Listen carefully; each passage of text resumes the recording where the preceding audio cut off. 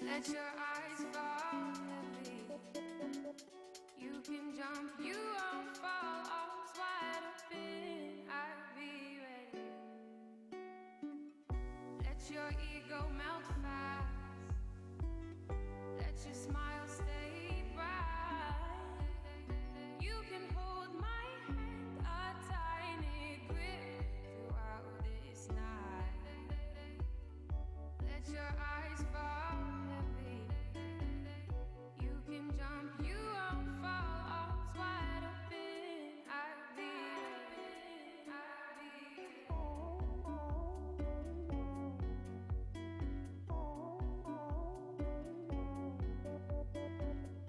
Let your head hang low. Let your eyes fall heavy. You can jump, you won't fall. Arms wide open, I'll be ready. Wide open, I'll be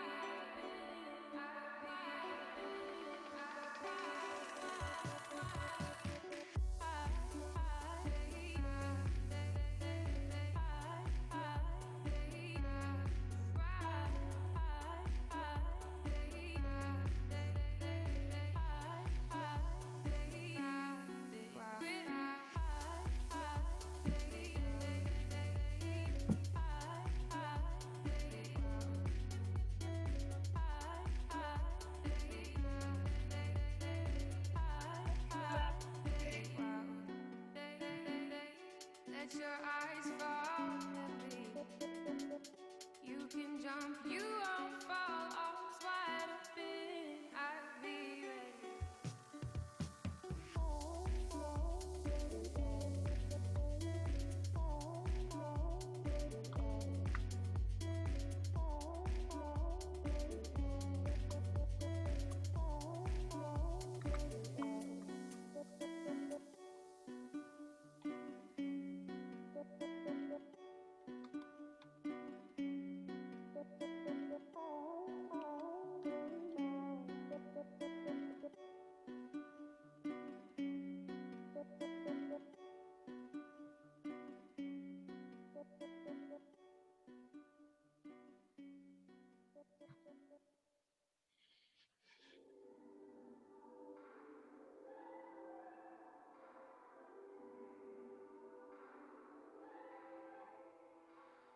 I have an issue, I'm trying to find some answers in the storybook. I am light just like a dancer, moving gracefully, but then it feels like I'm stuck. There's a door that I cannot seem to open up. I found luck, I found the key, I found some reasons why.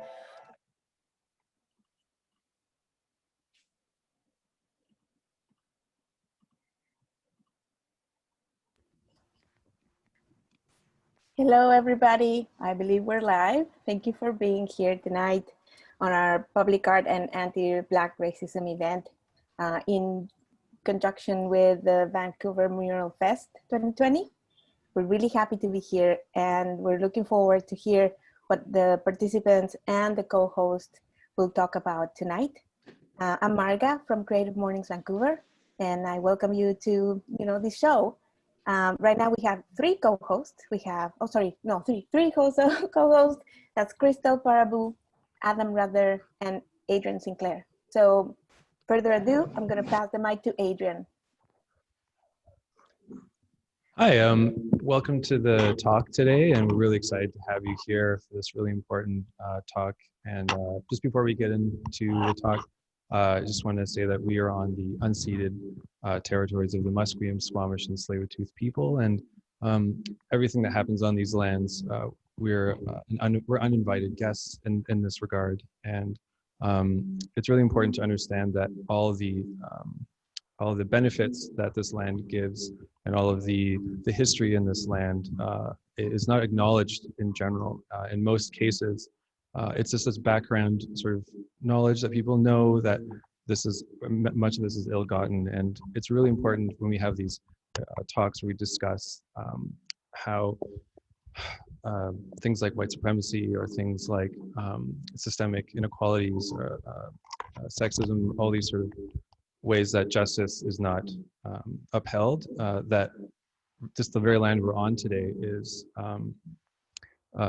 not surrendered. And what's important about that is that by talking about these things and about coming to actually think about and understand these things is a way of doing justice to that. And it's uncomfortable, but it also can be freeing, because once you acknowledge a deficit, you can then learning. And the learning process is what we all like to do today, what we want to do today. And that's it's really important to me. It's really important to the Vancouver Mural Festival. And I think it's really important to all of our guests here today to have that as the knowledge as we move into this this discussion about celebrating Black resurgence and about public art. And it all connects. So that's just wanted to mention that off the top. And also, I'm really excited about this talk. We've been sort of planning this talk, Krystal and Adam and I, for months. And it's a really important and meaningful talk. And before we get into it, I just wanted to do a little bit of shameless self-promotion about the festival. There's tours every day that are free at 2 and 4 o'clock every single day of the week. You can sign up online and check out all the new art. There's an app that you can download and give yourself a free self-guided tour as well. So COVID safe, and also really exciting. There's videos, there's over 50 videos, all short, so not too long. And lots of information about the artists, and you can go on a whole tour yourself. And there's also a lot more other ways to get involved. Check out our website. So yeah, thanks a lot for listening to the commercial. And I will now hand it over to Krystal Paraboo, who's our guest curator, one of our guest curators this year. Over to you, Krystal. Awesome. Thank you, Adrian. So hi, everybody. If you tuned in last week, you will remember me as Krystal Paraboo, one of the guest curators for VMF this year. Yeah, so I am here today with some of the amazing Black artists that I've curated as part of the festival this year. If you remember a bit of my talk last week, you'll remember part of my curation process was to bring visibility to Black artists in the city, because that is something that had been lacking and that I noticed had been visibly lacking. And so in addition to the theme of climate change, I was like, this is something that I really want to do. And so for weeks and months, and some of these guys whose art I've been privy to before, I decided, okay, well, since we're expanding the festival to 9 neighborhoods this year, and there's going to be 60 plus murals, there's more room for Black artists. And so I'm here with a few of them today, and I really look forward to introducing them to you guys. I really look forward to having them talk about their process to you guys.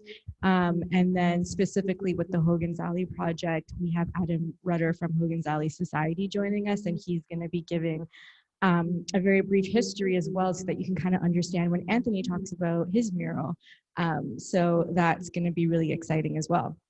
And also, all of these artists are kind of at different stages of their process as well, and all of them have pretty different styles. So I'm really looking forward to introducing them all. But then towards the end, after we show how much they're rock stars, I want us to have a really stimulating conversation about why there was a lack of Black visibility to begin with in not only the Vancouver Mural Festival, but in light of the BLM movement that's been happening over the past few months.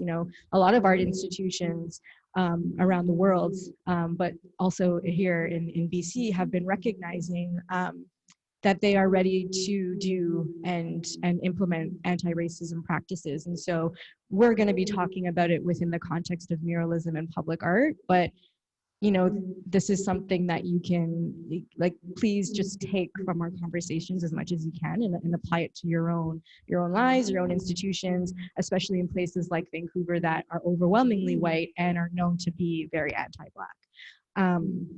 So that's kind of how we're going to be ending it. So let's start with maybe a round of introductions. So maybe we'll start with everybody in the room here. So we'll go Anthony, Tafui, and then we'll go Pearl, Edge, and Adam. So Anthony, just like a quick intro who you are, and then we'll get into your work afterwards. Hey everyone, I am Anthony Joseph, one of the honored artists to be selected to be part of the Vancouver Mural Festival this year. I'll be talking about my mural in a bit, but a little history on who I am and where I'm from.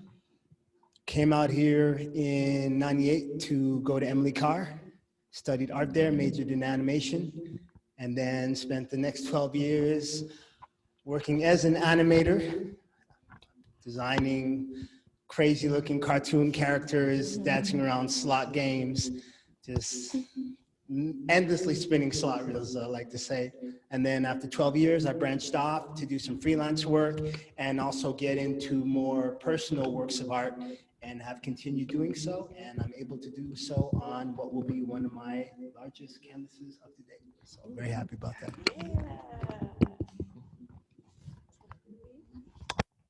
Hi. Hi, my name's Tafui. I'm originally from Kingston, Jamaica.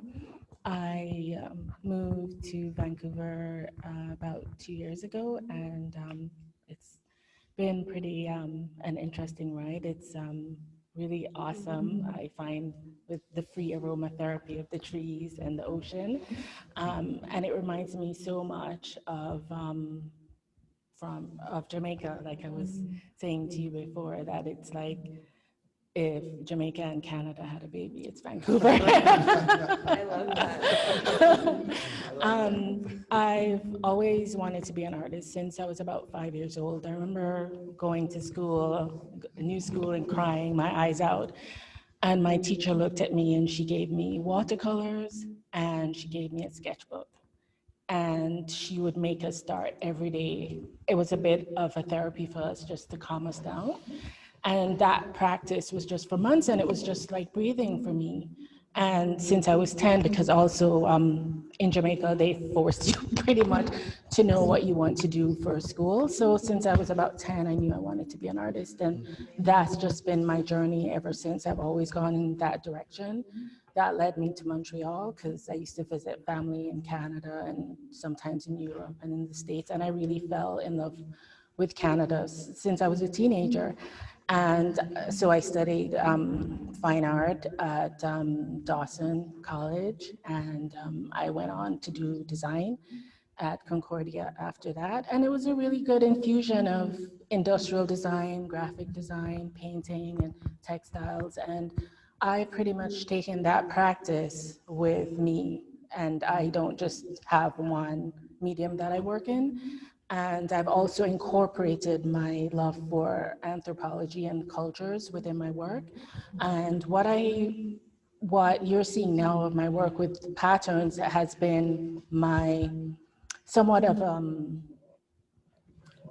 my personal research with and obsession with pre-colonial art made by Indigenous peoples across the planet. And what I remember when I moved to Montreal, it's a very common question for people to ask you, where are you from? But where are you really from? And people asking if I'm native to Jamaica, which is an interesting conversation to have, because I'm not native to Jamaica. And a lot of times, even the music that we produce is often referred to as Indigenous music. And I just think it's incorrect because people who are living there now are not Indigenous to the country. And so I was very interested in Indigenous Jamaicans and learning more about the people who were there before us. And then, that brought me to learn more about the Indigenous peoples in Canada and then across, and then doing research about my background and where am I originally from, and then started looking at the artwork, because for me, it's the language that's, and then, and just identifying a lot of the commonalities with the symbolism and patterns within all the cultures, that's something that's a common, language. Yeah. Definitely. And I can't wait till we actually go into seeing your work and you can talk about it a bit more, because this is actually something Sierra, who's the other guest curator, and I have been talking about, is a lot of similarities in early African and indigenous patterns and art and such. So this is like it's a really good conversation to have, and your work embodies both. So we'll get into that again soon. Pearl, can we hear from you? Yeah, hi. My name is Pearl Lowe. I'm a Chinese Jamaican storyboard artist, comics artist, and illustrator. And now muralist, I guess. This is my first year participating in Vancouver Mural Festival. I primarily work in animation for TV and feature film. I've worked on things like Hair Love and Cartoon Network's Craig of the Creek. I also do some comic book work on the side as well, and some illustrative work. I was born and raised in Vancouver, so I feel like my perspective is definitely shaped by the city that, you know, raised me. And a lot of the themes that I tend to explore in my personal work are rooted in themes of self-love and acceptance and culture and race. So yeah, that's just a quick little snippet about me.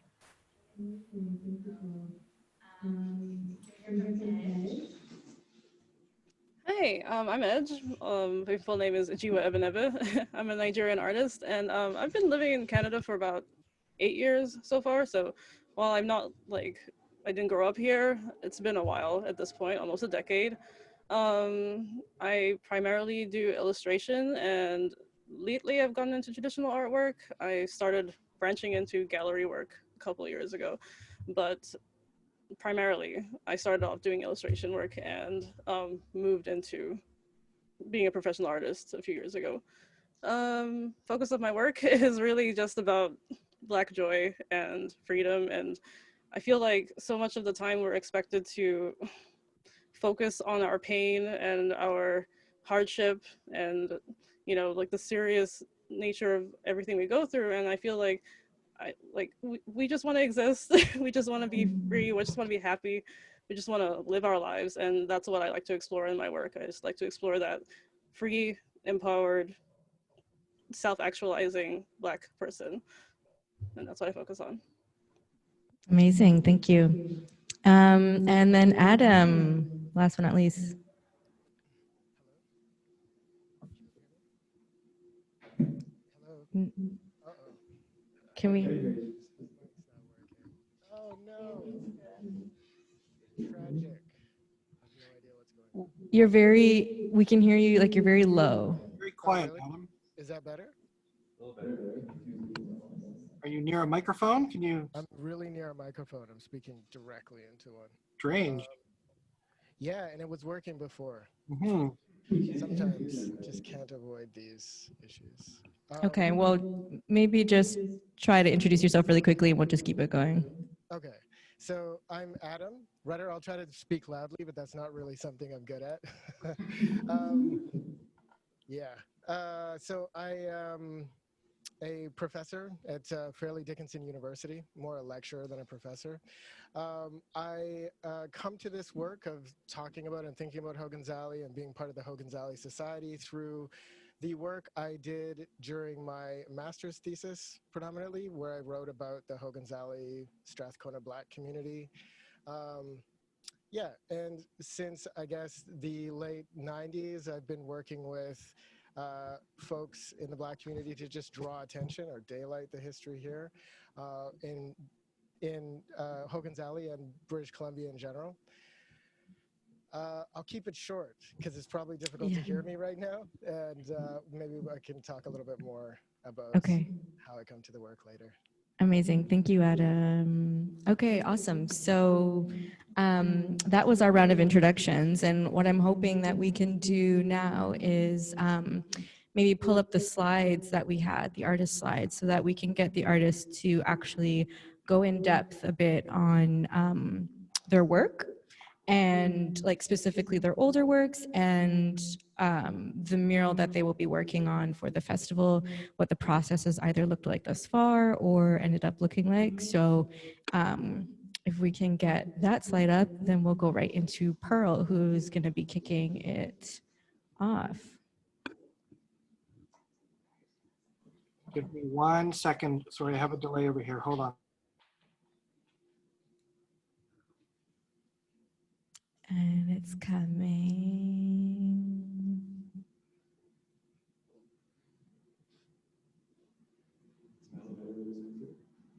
I'm not really good at being elevator music, but I can try.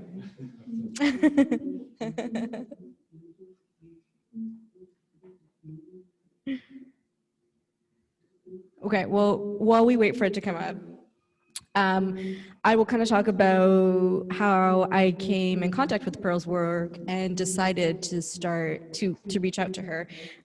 So I had seen some of her work.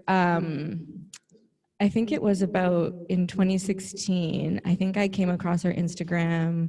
Yeah, you can go to the next slide, Mark. I think I came across her Instagram in 2016, around the time that I think it was when Solange came to Vancouver, and I remember you posting about it, Pearl, and I remember seeing your work, and then I was following you for a bit, and then when Hair Love, so in the top left corner, that's actually one of the animated characters from the film that Pearl actually won. Her whole team won an Oscar for, which she'll talk about in a bit, I assume. But I remember seeing that short film and just like, I remember crying. It was so beautiful. And I remember being like, I need to work with this girl in the future. And so I interviewed her for another publication that didn't end up running that story back like earlier this year, I think. And then when Mural Fest came up, I reached out to her and I'm like, hey, you haven't done a mural before, but would you want to do a mural? And I was expecting her to be like, no. And she was like, sure.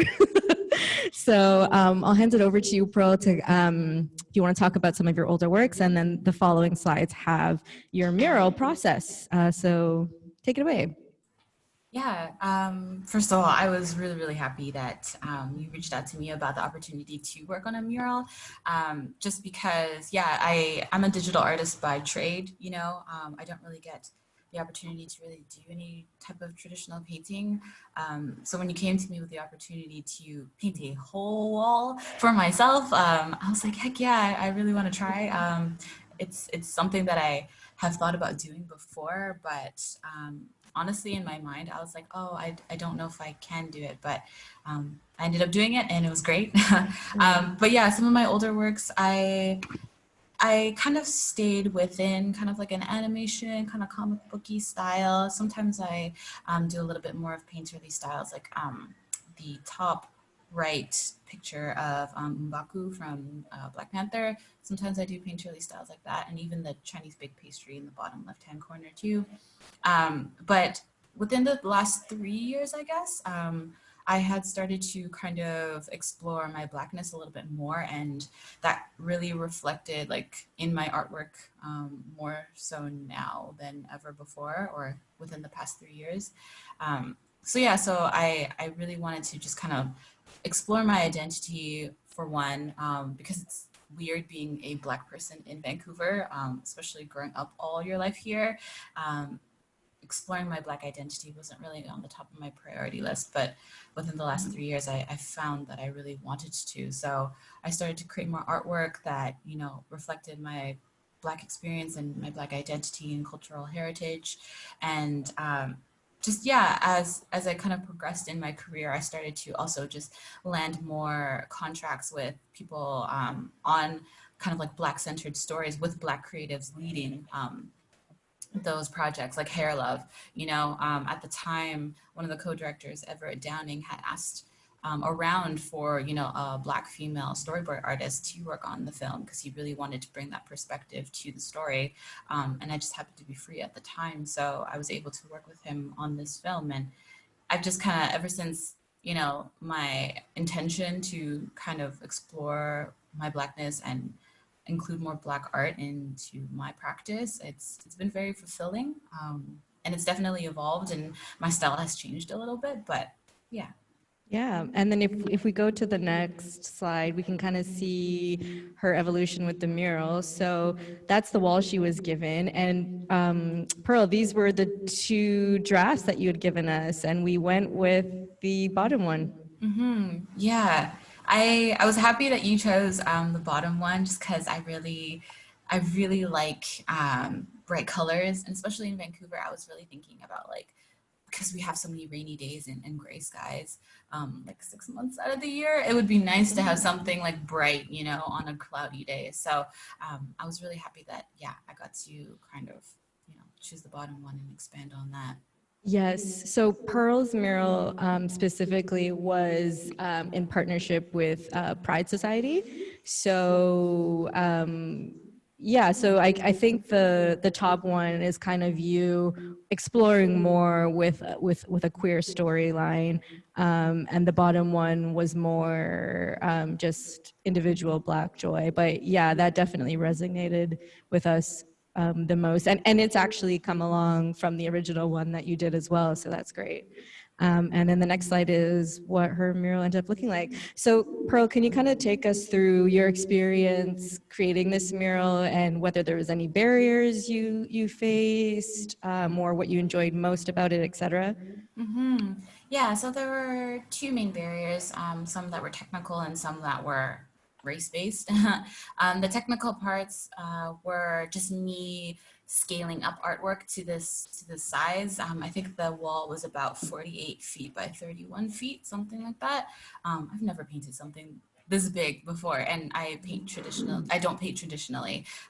So that was already kind of one thing that I had to kind of learn, was to transfer digital artwork into a traditional medium. So what was really nice was that I was able to, you know, do the digital painting that you saw on the previous slide, and then kind of project it onto this wall and like trace it and then do color fills and all that stuff. So I did heavily rely on like Photoshop to like color match and to like make any corrections, just because I was just trying to transfer my skills of painting in Photoshop to real life. There were some difficulties with like even me trying to learn how to like hold a paintbrush again, just because I don't do that anymore, you know, like especially not the size brushes that were given to me to paint this wall. So there was a lot of learning about just choosing colors traditionally, holding a paintbrush, and trying to transfer my digital artwork into traditional art. So that was one barrier, or a few technical barriers.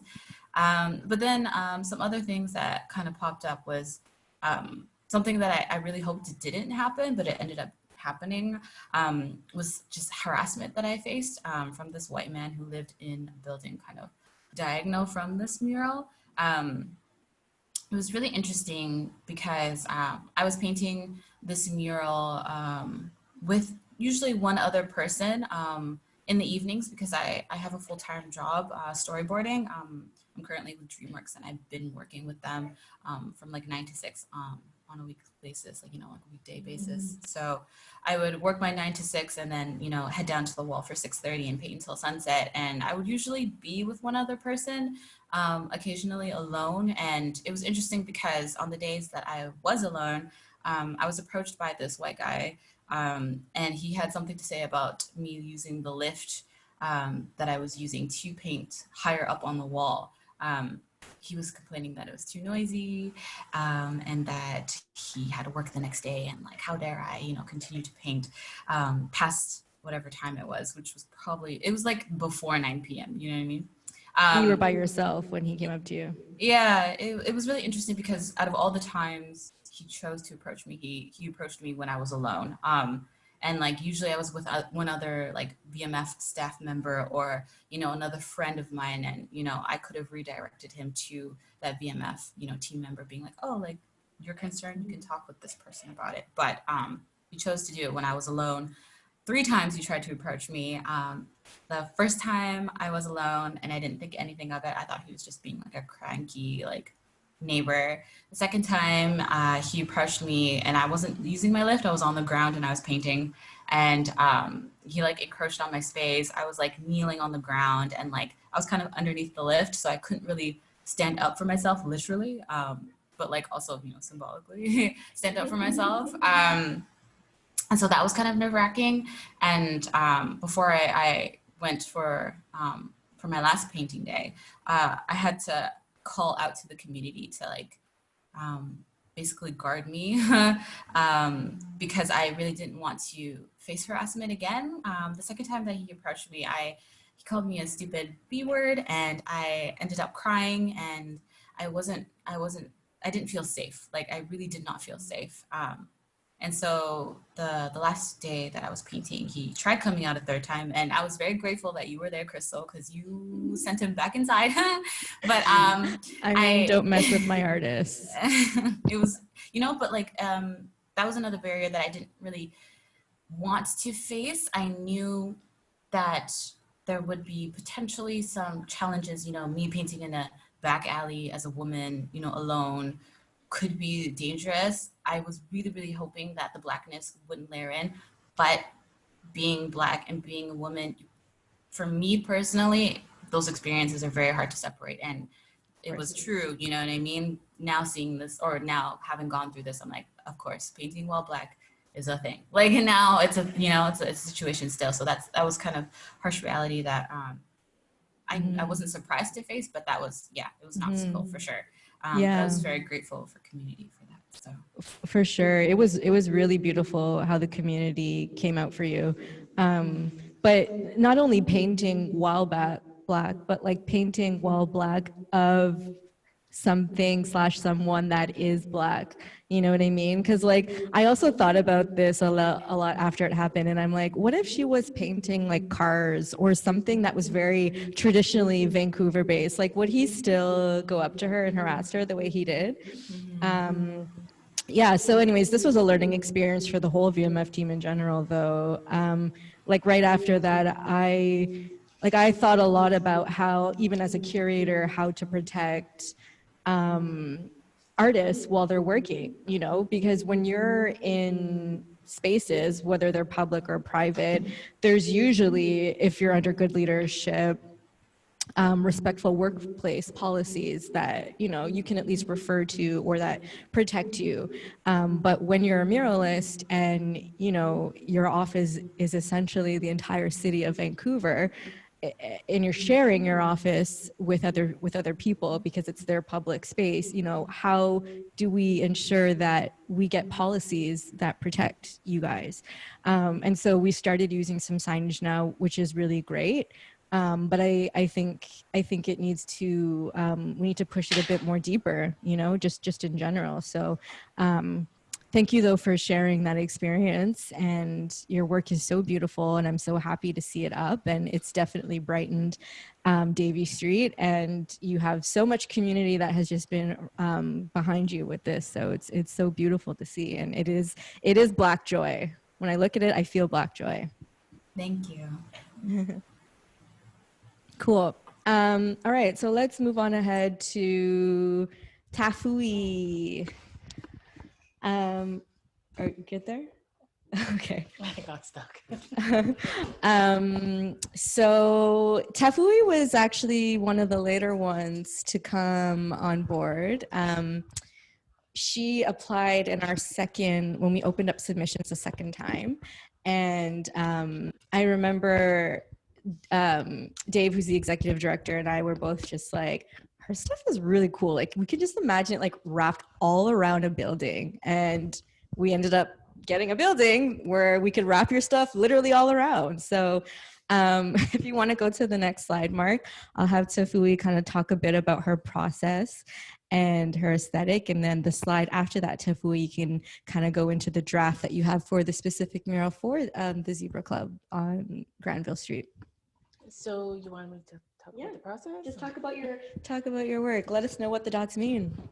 So my circles are actually people, and I've been painting people for a bit, but they looked a bit different than what they are now. So it's a process also of me reducing and minimalizing my work.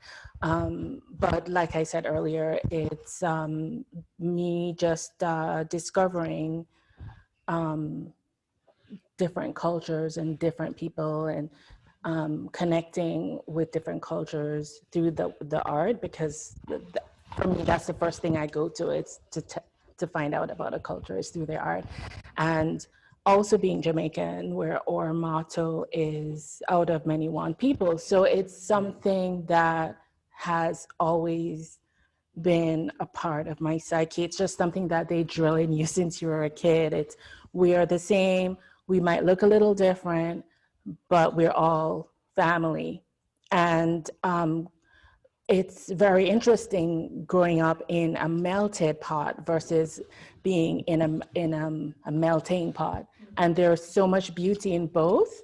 And so it was my journey of going through Indigenous. I prefer pre-colonial because for me it's more authentic. It's more of who the people were and the evolution of that and how colonialism disrupts a culture and the language. So I started in West Africa, and then I went through, because I'm Jamaican and they say that's where our ancestry is from. So I started there, and then I started to find connections with different cultures from different parts of Africa, and then that led to me going through Asia and seeing the connection with the indigenous cultures there, and then going in through North America and just going to the different continents, and you see that the language is pretty much the same, and how people express themselves were very similar through the symbols and what it meant. And you know, it's so interesting to just look at how intricate and how detailed the information is and how it was told. And so then I started to acquire that way of speaking because I really identified with it so much.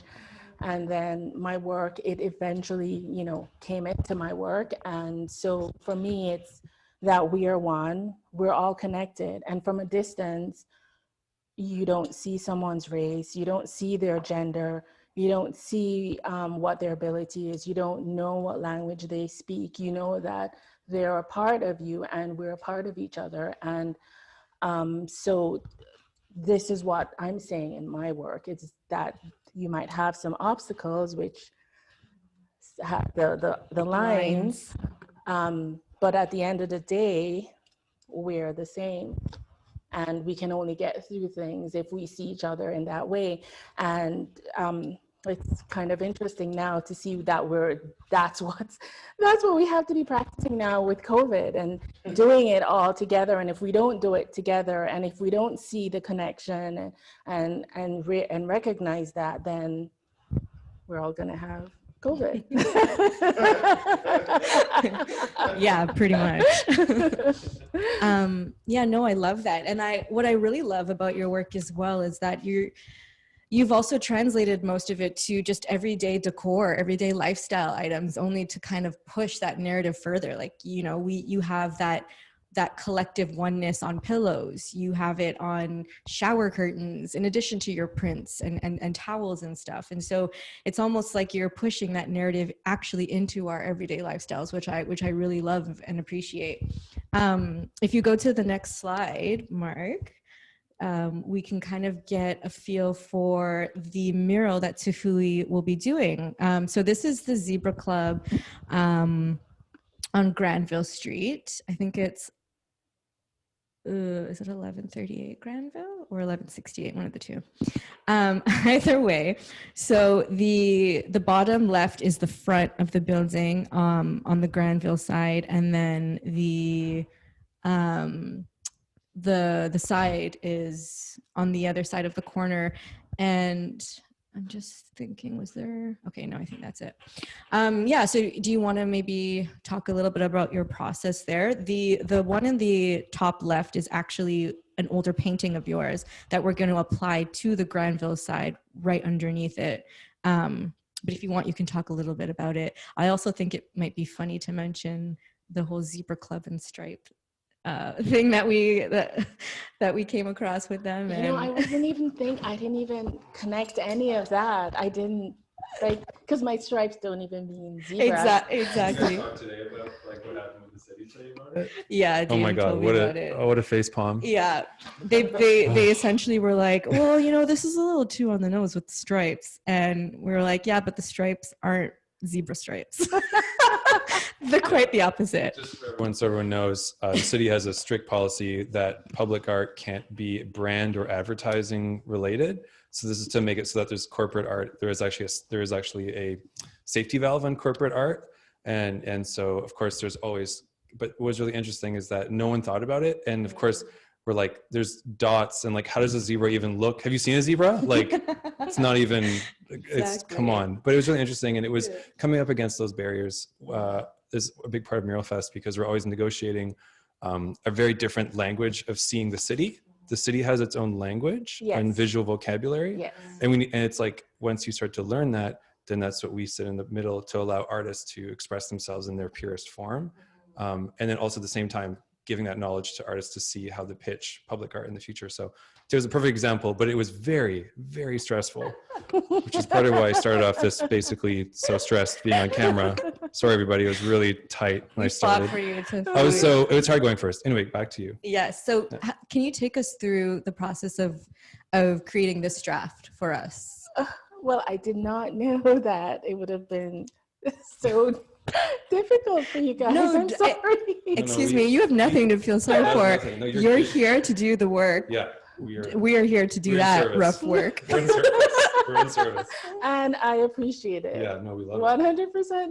100%. So it's always interesting looking at your work and, like a smaller scale, and then having the vision of how it's going to look in such a large way. And like I said, for me, it's, again, the people are on the wall, and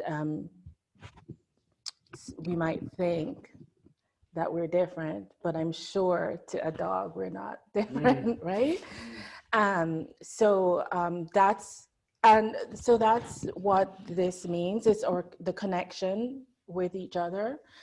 And I really just wanted to just take it and blow it up, and like you said, just wrap the building with it and just play with the scale.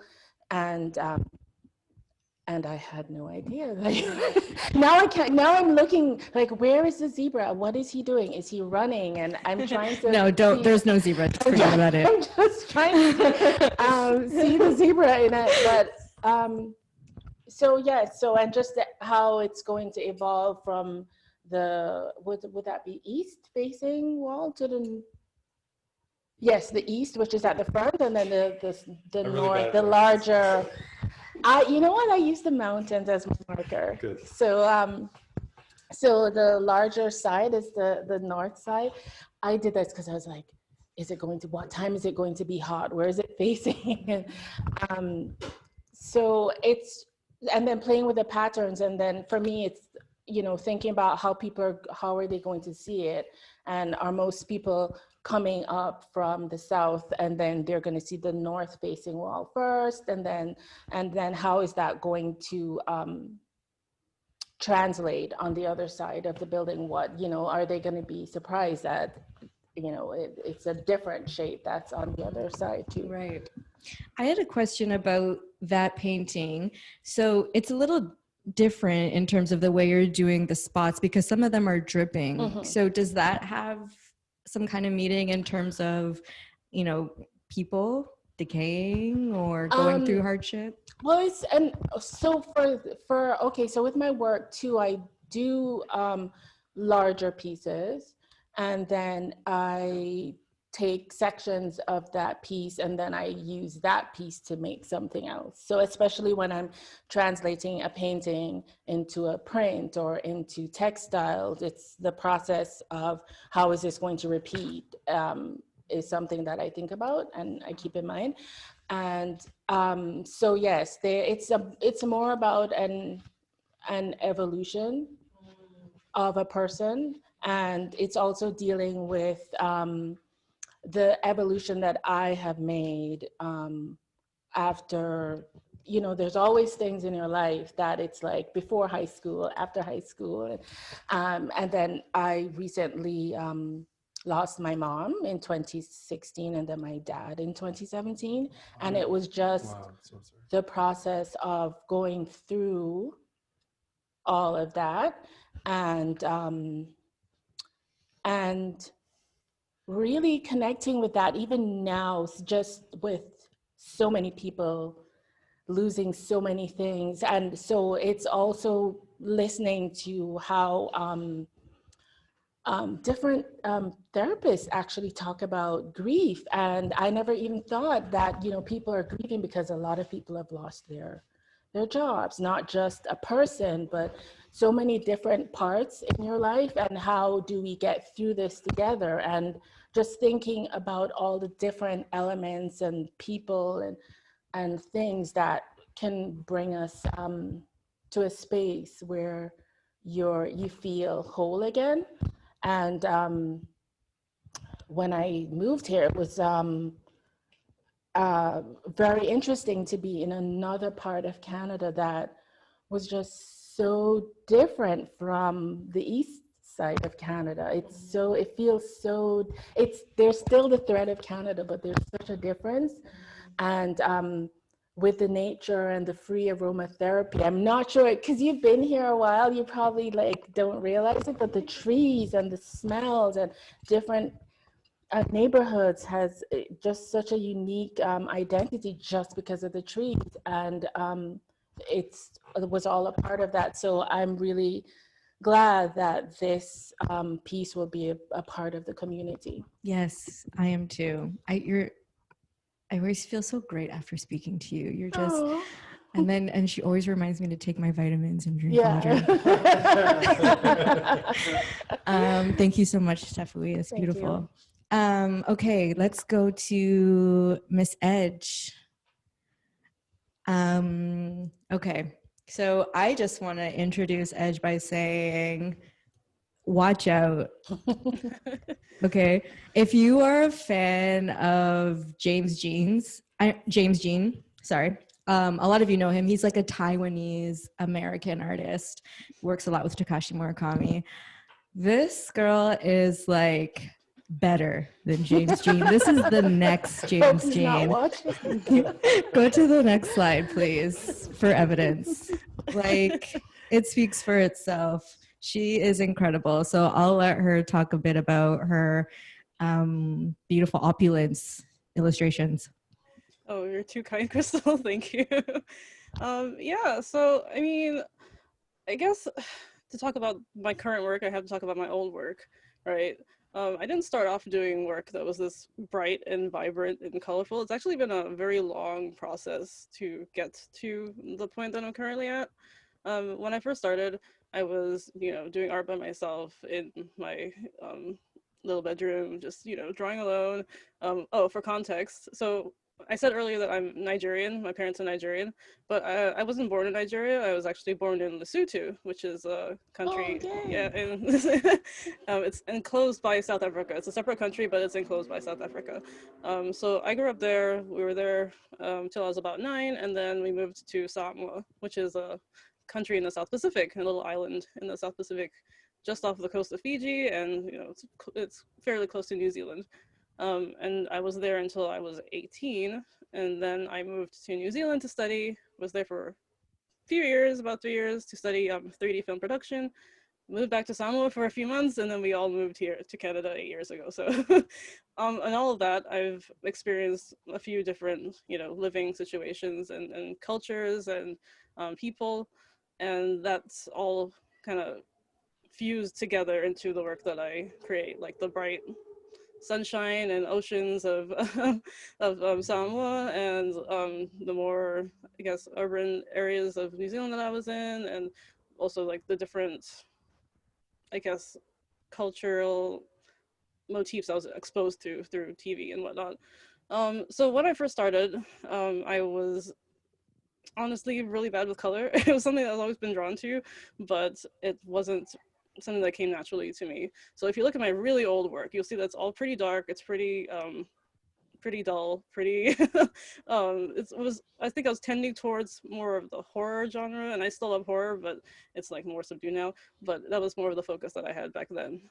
As I grew older though, and I think as I struggled with, I fell into deep depression. So that was a phase. It kind of pulled me out of doing artwork, and I think that in coming out of that, when I was finally able to get the help that I needed and like pull myself back from that threshold, my focus kind of shifted, right? Like I started seeing more brightness in the world around me and more happiness, and I think it was kind of like a counter to that dark place that I'd been in, and also a counter to the awareness that I was having more and more as I grew older of, you know, living while Black.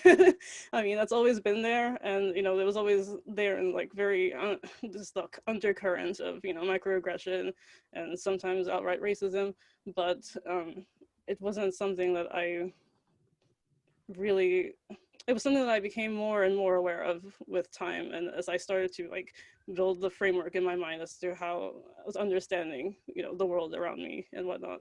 And so now, as in the last few years, I've kind of gone to a point where I'm really focused on increasing Black representation in the art world.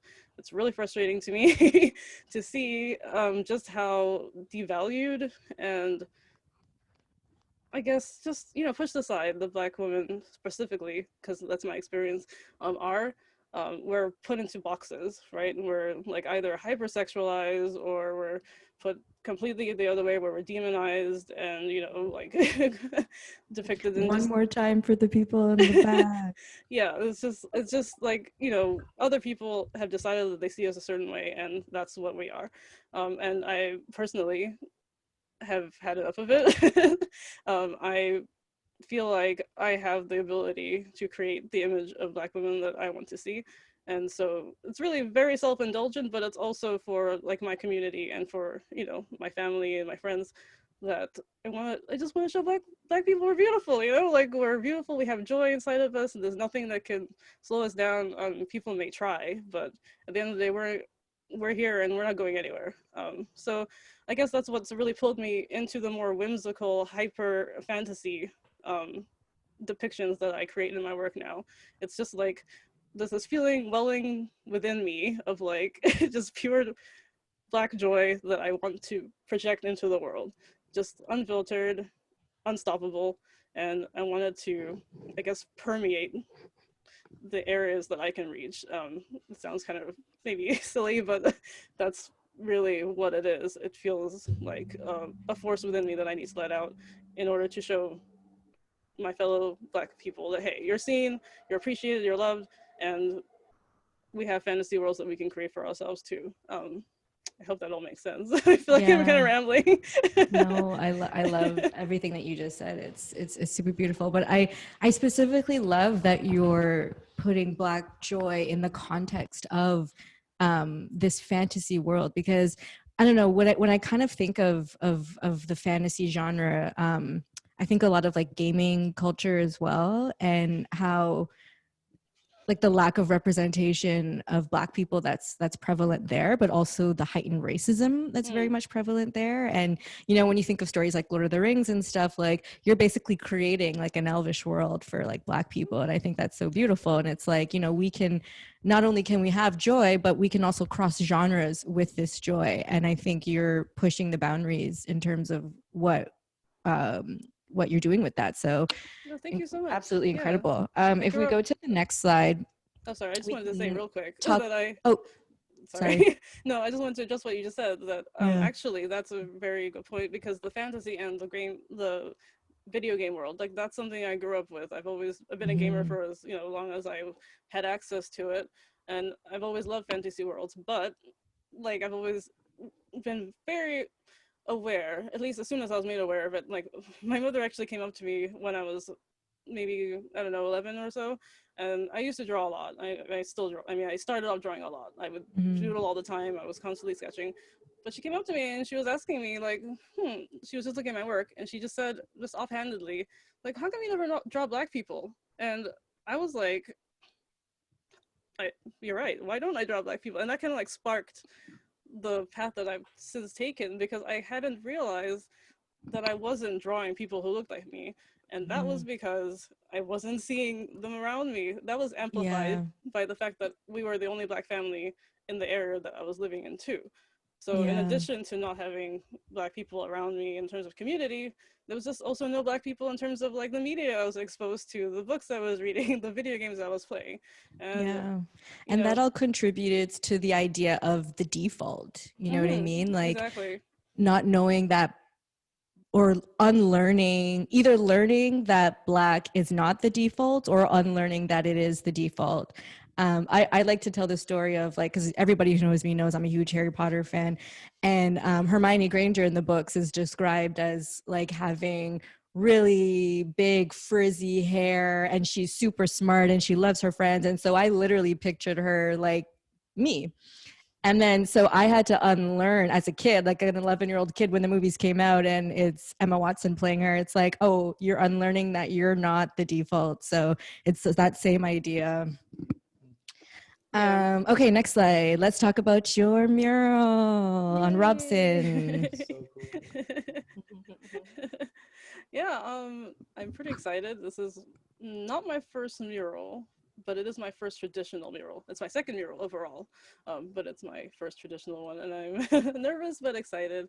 When you first approached me, I was like, oh, I remember our call we had. Edge, I fought for you. Yes, tell the people how so I fought for you. Honestly, like the first time, Krystal, you messaged me on Instagram and you were like, I have this thing I really want you to do. Like, do you mind calling me? So we got on the phone and you told me, and in my mind, I was like, please, like, this sounds amazing. Just don't tell me it's happening in August. Like, because I am so booked. I'm so, like, it's just so tight. There's no way it can happen. Yeah, you rejected me like twice. Yeah, as soon as you said that it was in August, I was like, sorry, I can't do it. I really want to, but it's just not going to happen. It can't be. And I was like, nope, you're doing this. Yeah, and then you came back and you were like, come on, please. I know you can do this. I really want you on board. And I was like, look, you're really making this difficult for me because I really want to do this, but it wouldn't be responsible. Like, I have obligations. But I finally cracked because deep down I really wanted to try this. I really wanted to be a part of all of this, and I thank you for your persistence because here I am. I'm starting tomorrow. It's been a journey. There's been a lot of like ups and downs, but you know, we're getting there, and tomorrow I'll be doing the transfer on the wall, and fingers crossed that all goes well. But you're also requested, like this image was requested, so it's one of my existing paintings that people seem to like a lot, which I appreciate. So I just simplified it down for the wall because I was like, you know, the original has a ton of like really tiny details, and I was feeling like, ooh, within the time limit that I have, because you know my schedule had to be pushed back a lot. I wanted to like still get the effect across of like the lushness of the original, but in a format that I felt I could handle within the time frame. So I simplified a lot of the shapes down and whatnot. And you know, simplified some of the colors a bit, but overall it's the same impression as the original. And yeah, so yeah, the image itself is of course a beautiful Black woman being powerful and majestic and, you know, staring you down and not looking away. Yeah, I love it. Yeah, so you're right, the business actually did specifically request this style from your old previous portfolio. So yeah, that's going to be going up, and I'm really excited to see it happen. No, thank you. I'm excited to get it out there. Yes. Thanks so much, Edge. Okay. Actually, before we get to Anthony, we're going to bring Adam in. I think we have slides for Adam. Adam, can we hear you? I think so. Can yes. You hear me? Yeah, that's better. Way better. Hey. Okay. I just had to, yep, sorry. No, it's okay. So Anthony Joseph, who is the last artist, is actually going to be doing a mural for the community project that VMF does every year. So this year it's going to be with Hogan's Alley Society. So the mural will be a historical piece for Hogan's Alley, and it will be on the Georgia Viaduct. So Adam Rudder, who is a co-chair from Hogan's Alley Society, is actually here to give a quick bit of history lesson so that we can talk about Anthony's mural. Take it away, Adam. Great, thank you. So just a second here. I'm sorry, I can't look. I have two screens and it's projecting on the other screen. So what you see on the map here is essentially Hogan's Alley. I like to start with this map just because often when I think about Hogan's Alley and where I want it to go, I'm thinking not something like this map, right? Which is basically a tourist destination that white folk can come and see, you know, a community that was there, tucked neatly into the past and having no real impact or consequences on our present day.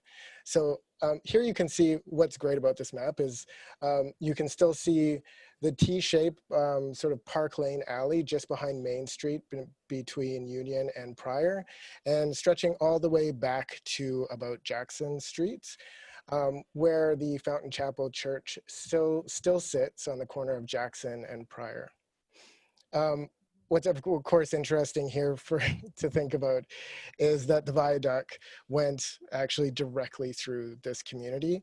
And oddly, and perhaps kind of tellingly in terms of the history of Black sort of presence in Vancouver and also Black presence in Canada in general, this was part of a larger project to build a freeway that would cut through this area through Strathcona, and it just made it through the Black community before it was stopped.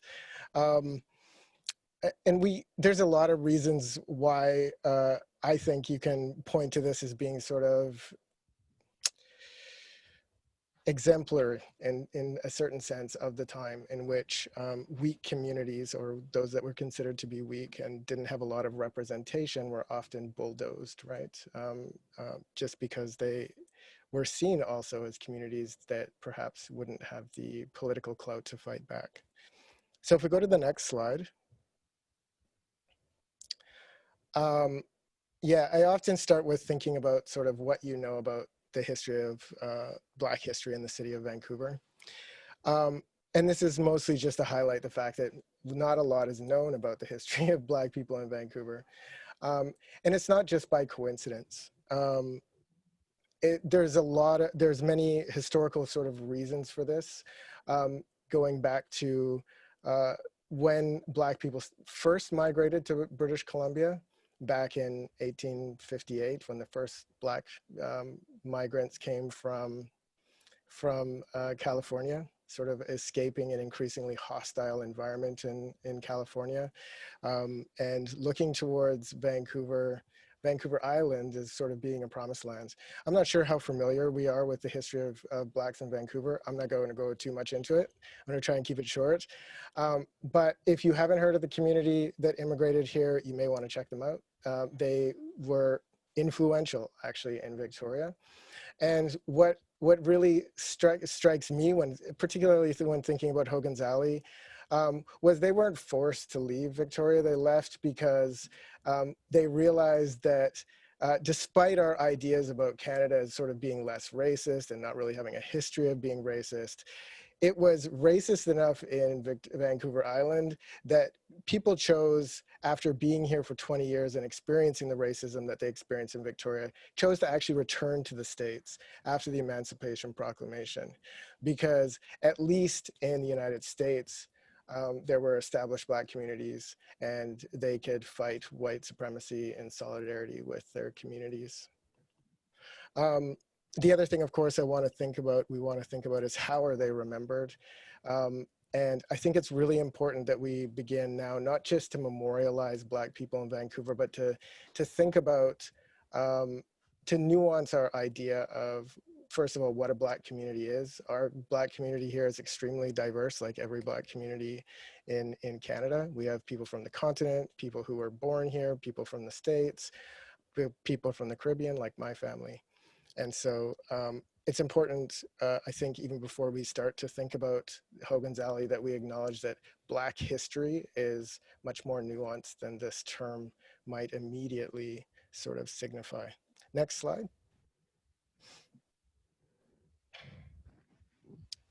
Yes, okay, so I'm gonna go through this really quickly. I would say, tell me to slow down if I'm going too fast, but I'm not sure if you can. So if you're able to, tell me to slow down. So basically, I usually situate two sort of institutions that were fundamental and established Black presence in Vancouver. One of them was the sleeping car porters, and the other was the Black church that I already mentioned. So the sleeping car porters, as most of us know, or many of us know maybe, were predominantly Black, and they ended up in Vancouver through the CPR. The end station, or the terminus station, was in Vancouver, and Hogan's Alley was situated, as we all know, right next to the sort of train station. And so many of these Black sleeping car porters ended up sort of in Hogan's Alley. And this is one of the reasons why there was a larger sort of community there, and also why they may have actually appeared to be maybe even more prominent than they were, because there was a large transient population of Black men. What I like this quote here that I took from Selwyn Jacobs' movie on sleeping car porters. So if you're interested, this is a great documentary to watch. And I think it's available on NFB for free, maybe.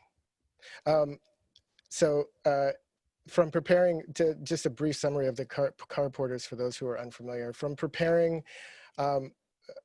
bed to serving drinks, the porters were butlers, waiters, maids, and regardless of circumstance, had to always keep their cool. And to me, this is sort of like, it actually, it sums up the Vancouver Black experience to me, just because we have been largely content to kind of not create too much trouble, integrate into neighborhoods when required to just do what we need to do in order to get through. And we've done so without making a lot of noise, which is admirable. I think it says something about how tenacious the community is here. To be here in a very white supremacist place without a lot of community support. At the same time, it's a conundrum for historians who are trying to go back into that history and to figure out what kind of experiences they had and who they were, because there's very little historical trace left. Next slide. I chose to talk a little bit about Elijah Scurry, who was actually an athlete. He was he came here in sometime around the 1900s, and he opened up one of the first sleeping car porters. Let's go to the next slide. What I want to highlight here was the sort of, okay, first of all, I often encounter this notion that there's no history of racism in British Columbia, which I often counter with, it's just simply because, or racism against Black people. You have to be, I would say, pretty extremely uninformed to suggest that there was no racism across the board, just because now the history of how Chinese people were treated here is so prominent. But yes, we do have a long history here of being racist against Black people as well, and it's one of the things I like to draw attention to. I don't think it defines us in any sense, but I think it's important to recognize, because it helps us to understand why the Black community here is sort of significant and why it didn't grow to its full potential. And then also helps us to understand why it was so easily dispersed, right? I chose this one partly because when I was looking through the records, I found this quote, which I think summed up why the sleeping car porters were, these institutions for the railway porters clubs and the porters quarters were so needed and became sort of a focal point in the community. And it's partly because even as, white bystanders, this was a lawyer in this case, the need for a Black-only club was because there was a prejudice against colored people in the restaurants and hotels in the city, for which reason they were led to establish such institutions as the Railway Porters Club. And then hilariously, and I would say sort of foreshadowing the opinion that white folk would take with regard to Black racism in the city, the judge responded to this. The judge said he wasn't aware of any such prejudice, and in any case, the court drew no such distinction. And I would say that this sort of colorblind politics that is so common in Vancouver is partly one of the reasons why we have so much difficulty actually combating anti-Black racism, is because of the reluctance to acknowledge that it even exists. It's easier now, but I think, yeah. Was that a hurry up, move along? Okay. No, that was a yup. Oh, yep. Okay. Cool. Let's move on to the next slide, perhaps. Okay, perfect. So just kind of situating Hogan's Alley on the map. I think the highlight there is on Frank Collins, or is it Richard Collins, who I interviewed in 2002. He grew up around the Strathcona area. And I pick him because he represents the one sort of side of Hogan's Alley as it's remembered, let's say. And this side, I like to frame this sort of the good and the bad side based off of how Randy Clark, a resident of Hogan's Alley and the grandson of Vi Alexander, a prominent Black woman in the neighborhood, in Hogan's Alley, he would say that there was a Hogan's Alley of the night and a Hogan's Alley during the day. And during the day, it was regular family, people coming together, community. During the night is when the prostitution, the gambling, and so on and so forth. And I think that this neighborhood has been over-characterized, let's say, by this depiction of nighttime Hogan's Alley. And this is one of the reasons, well, it was a strategy, frankly, that was used by city officials when they were targeting an area for slum clearing and urban renewal and so on and so forth.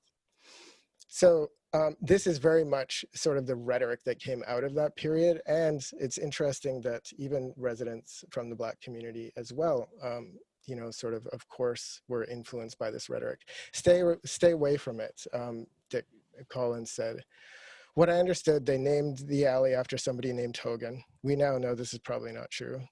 It's a euphemism for these sorts of neighborhoods, right? And apparently there was always pimps, prostitutes, ne'er-do-wells, so on and so forth. But his understanding of the neighborhood was that it was Black, for sure. So next slide. And I would say this would be the depiction of the sort of nighttime Hogan's Alley. Is this the previous slide or the next slide? Oh, okay. There was at one point a slide that had a citation from Rosa Pryor, I believe. Maybe it's, no, I think it must have gotten lost here. That's okay. And she just basically talks about living in Hogan's Alley and coming home from one of the chicken joints that was there, which was a common business in the area owned by Black women. And she talks about coming home, after working there all night, her purse, money in her hand, and not being worried at all that it was a completely safe neighborhood to be in. So people had different, as always, different depictions of the neighborhood. So the other place I think it's important to draw focus very quickly is the AME Church, the African Methodist Fountain Chapel Church, which was founded somewhere between 1919 and 1922, depending on the source you consult. And this one is really important. And I think this is where sort of Nora Hendricks is often, this is where one of the sort of institutions that Nora Hendricks often takes a lot of credit for, because she talks about it in the Open Doors transcripts, the interviews that were done with former residents. This is one of the only living documents from Black people, which I would say to a message for Black people living in Vancouver now, write down what you're doing and what your thoughts are. They're really important. Historians in the future will thank you. And I think we need to start writing down, like, our thoughts are not banal. They're really important, particularly if history is any measure, our children may easily find themselves in the same situation that we're in, trying to go back into history and retrieve these, little bits of information. I hope they find everyone who's here our voices somewhere. Yeah, so the church, what is significant for me from the interviews or the remaining historical record we have of this was that there was a significant sum of money that was needed to be raised to establish this church. And what that says to me is that there was enough will in the community and enough, power in that community to come together and raise enough money to bring this church. And when you think about how difficult it is to get employment right now and how difficult it is to scrape together extra money to, donate and so on and so forth, you can imagine that it was equally, at least as difficult back in the day, right? So this took a tremendous amount of will on the part of the community. And for me, it sort of, it establishes the need for this kind of Black church, right? And it tells me that there must have been a pretty thriving community here that needed this church. As Miss Risby said, Leona Risby, as she said, the Fountain Chapel found itself right where it was needed the most. So again, there was this sort of two ways of understanding the alley. Next slide, please. So what I've collected here is usually I get in the habit of trying to prove that we were here, because when I say there was Black people here, people are like, oh, really? And it's not that, oh, really, like, it's kind of the same, oh, really, if you're Black and you've been here for a while and you remember back in the day when you'd say, yeah, I was born in Vancouver, and people would say, really? And you'd say, yeah, I'm Canadian. And they'd be like, oh, but where are you really from? It's kind of like that same kind of attitude they take anytime I say I'm doing Black history in Vancouver. Very suspicious. Oh, really? Which often compels me to say, don't be too surprised. So basically we have various accounts.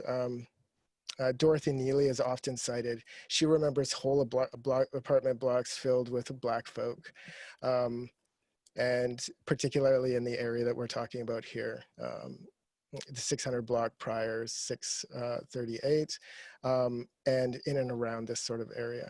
Next slide.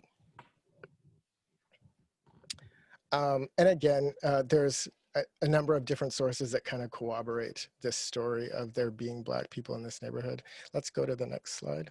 If you check out the open doors, there's actually some pretty great interviews with all of the people that I've cited here, except for the Emmett Holmes and Richard Collins, who I did personal interviews with. So Southern fried chicken establishments, they were fairly significant in our community just because they were one of the things that were recognized by folks.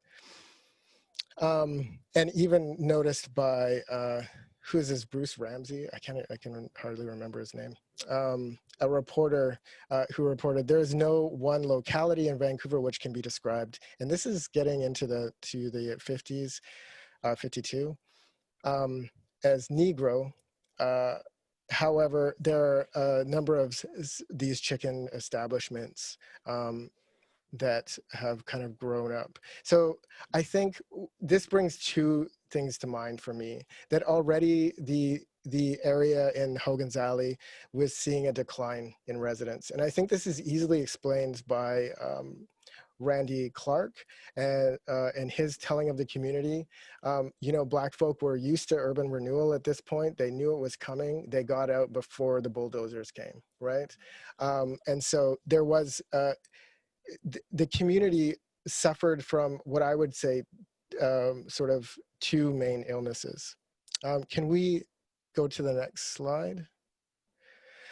One was the enormous amount of racism in accommodation and also employment, which led to the rise of several organizations, the Negro Citizens League, the British Columbia Association for the Advancement of Colored People, the Brotherhood of the Sleeping Car Porters. All these were organizations that were looking at the, sort of improving the situation for Black people in Vancouver. And dealing directly with the systemic racism that was, severely kind of hindering their ability to become part of this society. And I think this is really important because even if you look at the immigration policies that were passed, they were explicitly anti-Black. There was a lot of reasons given. The one that I find least compelling was the fact that it was too cold in Canada, and so, you know, I mean, clearly it wasn't a good place for them to immigrate. But, you know, there was obviously a lot of sort of racial white notions of white supremacy, and particularly Anglo supremacy in the beginning, that informed these immigration policies. And we actually see a decrease in the number of Black people from 1871 to 1931, even during the height of sort of American immigration into Canada, which tells me that, you know, this community was suffering from, you know, the difficult and hostile environment that was in Vancouver, as well as these immigration policies, which were stopping Black people from coming here, more Black people. And at the same time, you know, they're sort of the places where they tended to have the most community were being targeted as centers of blight and crime and so on. Next slide. Just an example of some of the, you know, the newspaper articles from the time that highlighted the difficulties that Black folk faced in the 50s. Next. This is a very interesting, we will have to come back to this sometime. I'm actually going to write something on this and post it in a blog or something. It was a bit of research that was done on accommodation by the BCAACP. I'll just flag it here. Stay tuned for it. I'll get it out on social media. So very quickly, the organizations, the Hogan's Alley Memorial Society, this is from 2001. This is how I actually got introduced to the Hogan's Alley history through Wade Compton, who was like, what are you doing for your master's? And I was kind of aimless at that point, and he was like, well, you need to write something on this because we don't have any historical documents and we need some academic literature on Hogan's Alley. And so I started writing that, and we also did sort of these kind of projects, just sort of naming Hogan's Alley and getting people to think about the Black community that were there through these sorts of guerrilla naming projects. Next slide, please. I think I skipped a bunch of history here because we're running out of time, but there was a lot of work done by a couple of groups, the Hogan's Alley Working Group, you may be familiar with, which was actually initiated by the city who reached out to Antonia and to Wade and asked them to put together a committee that would discuss the history of Hogan's Alley and begin to think about ways that the city could redress the injustices that were done through displacement, racism, so on and so forth. These processes culminated the Land Trust Organization, which Antonia and Stephanie Allen and June Francis were very prominent in. We came together with HAMP, the Hogan's Alley Memorial Project, and the Land Trust, and we formed the Hogan's Alley Society, which is the organization that still exists today.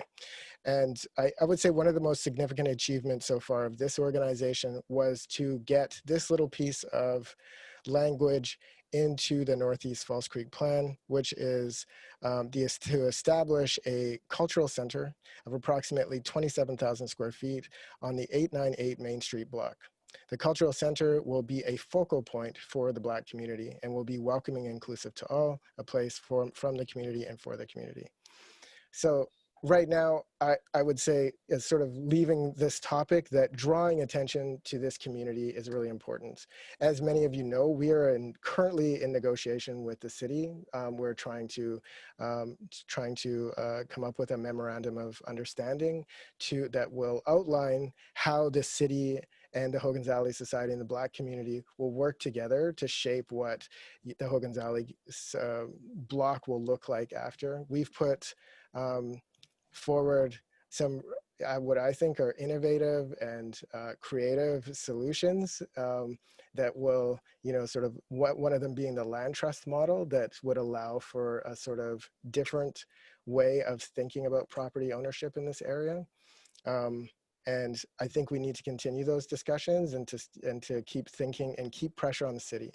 Essentially, the city doesn't do anything unless people are engaged and calling for change. And the only time we hear from them is when there's a petition out, or they get shamed in the newspaper, or, you know, it becomes one of those times where they're afraid of public backlash. So it's extremely important. And that's why I'm so happy that Anthony is doing this project, just because his work is really inspiring, and it comes at a time, it couldn't come at a more, I would say, crucial time, because right now we really need to draw attention to the area, and what better way to do it than with art. So Yes, thank you so much, Adam. That was amazing. Mark, if you go to the very last slide, if you haven't already, please head to hogansalley.society.org, and if you click petition at the top right, you can actually add your name to the petition for the land trust and read more about it there. Okay, if we can switch back to Anthony's slide now. So as we're kind of preparing for that, I'll kind of get into a bit on how I came across your artwork, Anthony. So you were actually the first artist I chose for this festival period, because as I said, coming in here, I wanted to, at the time, I was under the impression that all of us curators were going to get 5 artist selections, and 4 would be local, 1 was international. COVID hit, we had to cut the international, and so I was under the impression we'd only have 4 artists. And so at the time, you were my only Black artist, and I was like, okay, we're doing a Hogan's Alley mural. I need to get an artist who can just tell this story. And so came across your work, and if you go to the next slide, these are some examples of his work, but I kind of touched on this a bit last week as well. The bottom one is the one that I really resonated with me, and you had another triptych just like this as well, and they actually connect. And what I love about it is just the storytelling aspect of it. Like when you go from left to right, it tells this huge narrative, but then there's so many sub narratives inside of it, and you see a different detail every time you look at it. I call you the Black Hieronymus Bosch. Like it's fantastic. And so we had a huge process from when I first let you know that you were participating. So you and I had a conversation about it. You were very excited about Hogan's Alley. You had connections to the neighborhood working out of 221A Gallery. And then, of course, we connected with, so Adrian came into this conversation and connected us with Adam. And so the 4 of us have kind of been in conversation on an ongoing basis and kind of just had this running document. Adam contributing a lot of research to the project, me kind of bringing a lot of where I was seeing the artistic vision and direction going, and how I wanted to utilize your style. And Adrian keeping all those communication pieces going, and working with the city and getting the wall secured and such, and then you just bringing your talent. So very quickly, you can just kind of talk about your style, but I really want you to talk about the Hogan's Alley mural itself. So take it away. Okay, all right. One of the things you said about telling a story really is, if there's any one word I would use to define my art, is storytelling. If there's anything I would say about myself with no shame, is that I'm a natural storyteller. I'll start off with one visual, and within a few minutes, I go from originally having an idea of illustrating or bringing a visual to life, to all of a sudden I'm like, and then this is going to happen, and then this is going to happen, and the next thing you know, it's just this big story this big narrative that I've created visually. So that's very much, it wasn't even intentional at first. It was just the little kid in me who just went on a tangent, always telling stories, would just come out naturally whenever I created art. And that was very much what I found myself noticing in my art when I would take a step back and be like, man, there's always a story in my art. And I was like, oh, let's just go with it. And so I embraced it. At first I was kind of sheepish, but now I very much embrace it. And so even in talking with you and with you, Adrian, and Adam, that's one of the things that I have always emphasized, is that I'm a storyteller. Like if you want to tell a story with art, talk to me, that's what I'm about. So, yeah. And then, just over the years, I found it very therapeutic, as I think all artists do in creating work. But significantly, it was therapeutic in me channeling and working through different emotions and mindsets that I found myself getting into just through life, just the ups and downs that I've gone through in life and that we all go through in our own right. And it very much, I found art very much acting as my personal diary. And at first it was very much a personal diary, but then it became a type of diary that I would very much share with everybody. And one specific moment that I'll bring up that really kind of started a constant flow of me creating personal works of art is I had, when I was still working a 9-to-5 doing casino gaming work, I had taken time after about 6-7 years. I was starting to get an itch to get my hands dirty with some paint. And I started painting at home and just creating, I actually created this oil painting for my grandparents. And it was a surprise for them, and I gave it to them at Christmas time. And I remember I presented it to them, and they were so amazed. And they were like, oh, tell us about it. And once again, the kid came out in me, and I was like, well, first I started with this, and then I started with this. And then within a few minutes, I was shaking. And then I burst into tears. And I was so overwhelmed by the fact that I was emotional. And I remember walking away like, what just happened? Why did I get so emotional about it? And I was like, oh, it's because I haven't really done anything that's really been soulfully fulfilling on a soulful level in a long time. Mm-hmm. I lost that at work. As great as this job was, in terms of I get to do art, I get paid to do art, I was like, I need to get back to doing work that touches on my soul and touches on other people's souls as well, in a way that, quite frankly, cartoon bunny rabbits on slot machine games won't. You know what I mean? So that's really how, I got into an art flow that is continuing to evolve. Yeah. So yeah. Amazing.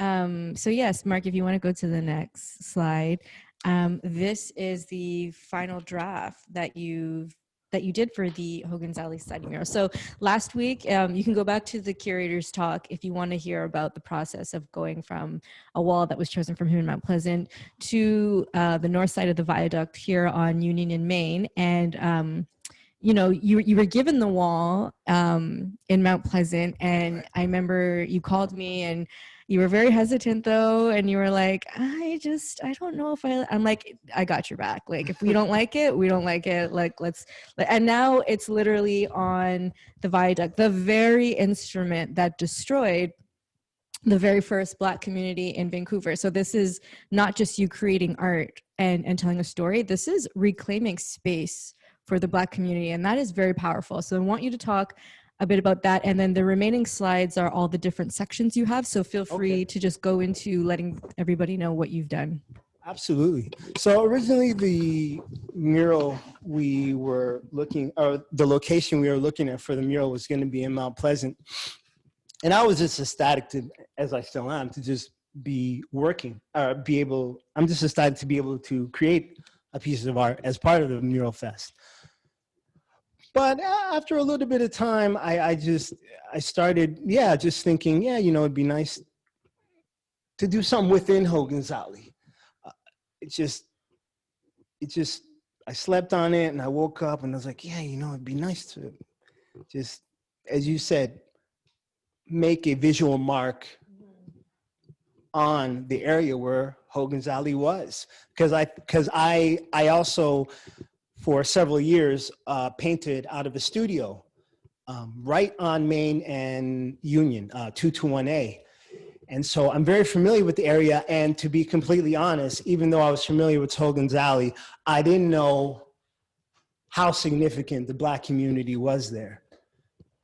And so it was really a chance for me to really bring everything full circle for me, from my own personal experience to the experiences of the Black community here and the impact that Black culture has had here. So it really allowed me to put my personal experiences into a context that would resonate within, I say Black history, but I also say British Columbian Canadian history, you know, because it really connects. And the more I looked into the mural, the more I researched Hogan's Alley for the mural, the more I realized that.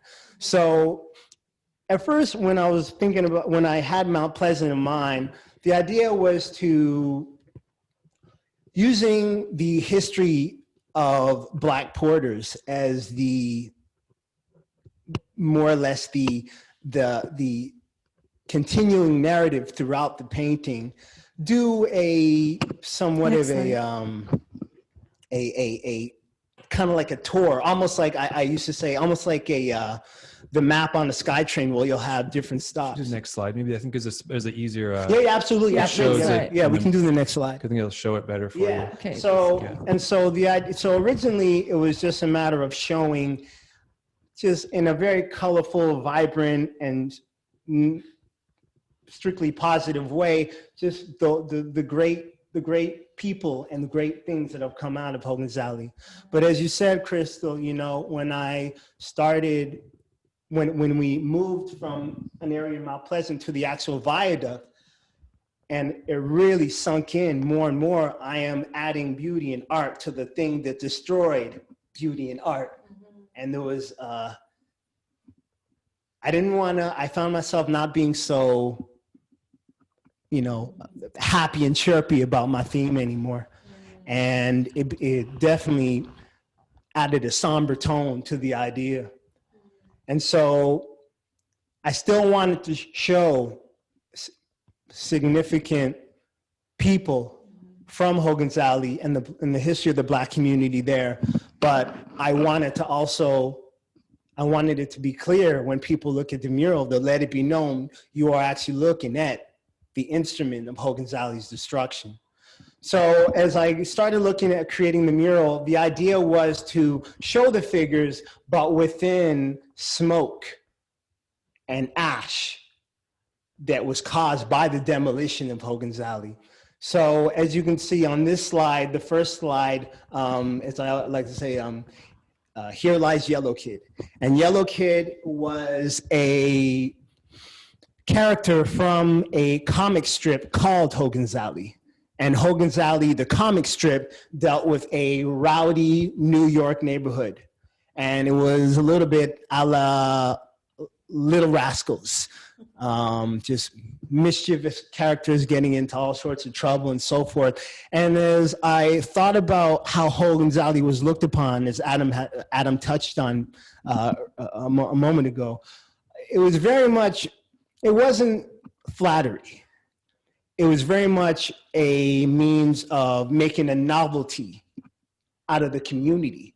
And the more I looked at the characters, and even Yellow Kid in particular, because Yellow Kid was very much a prominent mascot-like character from the strip, it really resonated with a minstrel type of feel.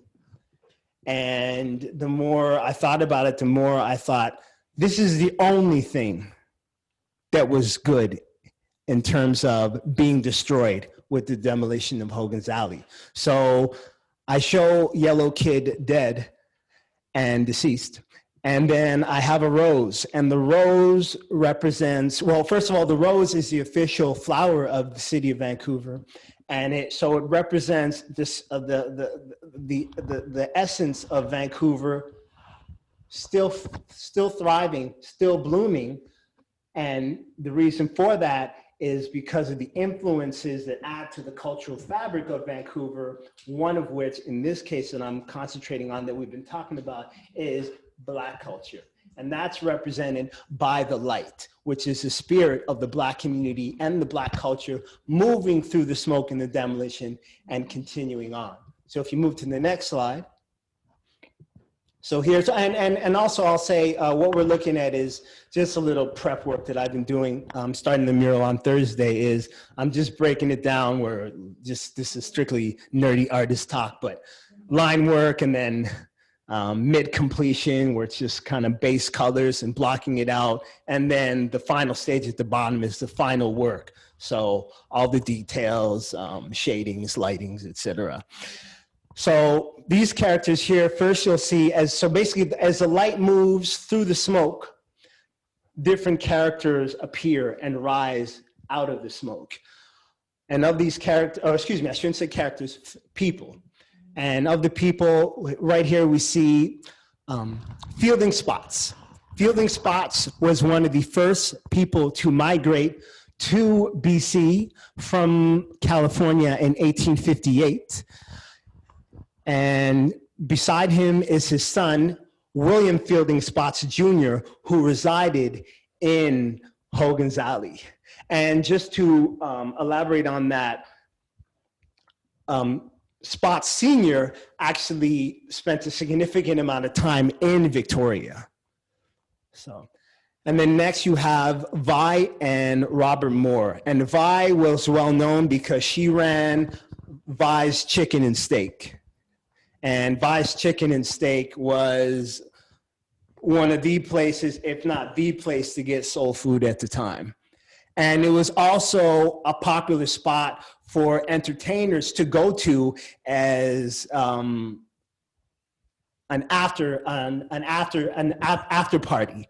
They would have their performances wherever they may be, and this is where they would go to have a drink, unwind, and maybe even perform a little bit too.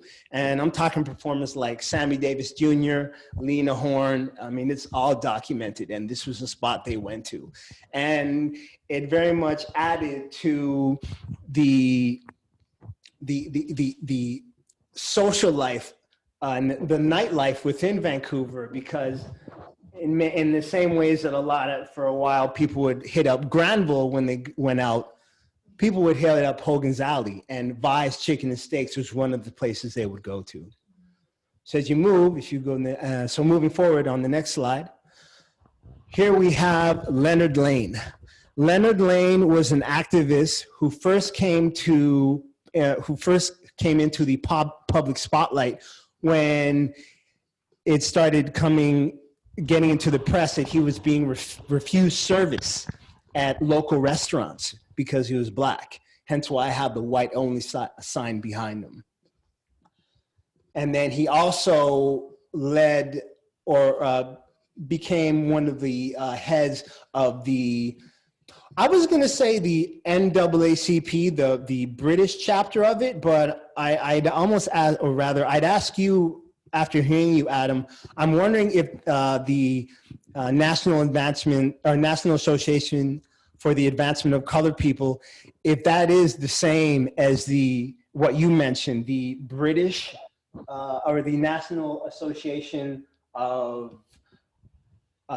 rather the British Association It would be for the Advancement of Colored People? I think it would be the British Columbia Association for the Advancement of Colored People. Okay, So was that separate from the NAACP? it was inspired by the NAACP. Okay. Yeah. It was meant to sort of, parallel to work. Okay. Okay. Yeah, actually, it's a good question. I'm not sure if there was actual official ties. Vanessa Richards would probably know, Loki. Okay. So for me to double check on. But another significant figure from Hogan's Alley. Moving on. And then we have, and her leg was actually part of the other slide, but we have Barbara Howard. Barbara Howard, at the age of 16, was the first person of color to represent Canada in international athletic competition. She went to the British Commonwealth Games. She was a sprinter and ran in the 100-yard dash. She didn't do as well as she had hoped, or any of us had hoped. She placed 6th, and when she came back, she was quite quiet about it. She wasn't in the public eye that much. and was very reserved. She trained for the Olympics in Tokyo, but that was canceled due to the World War II, so that didn't happen.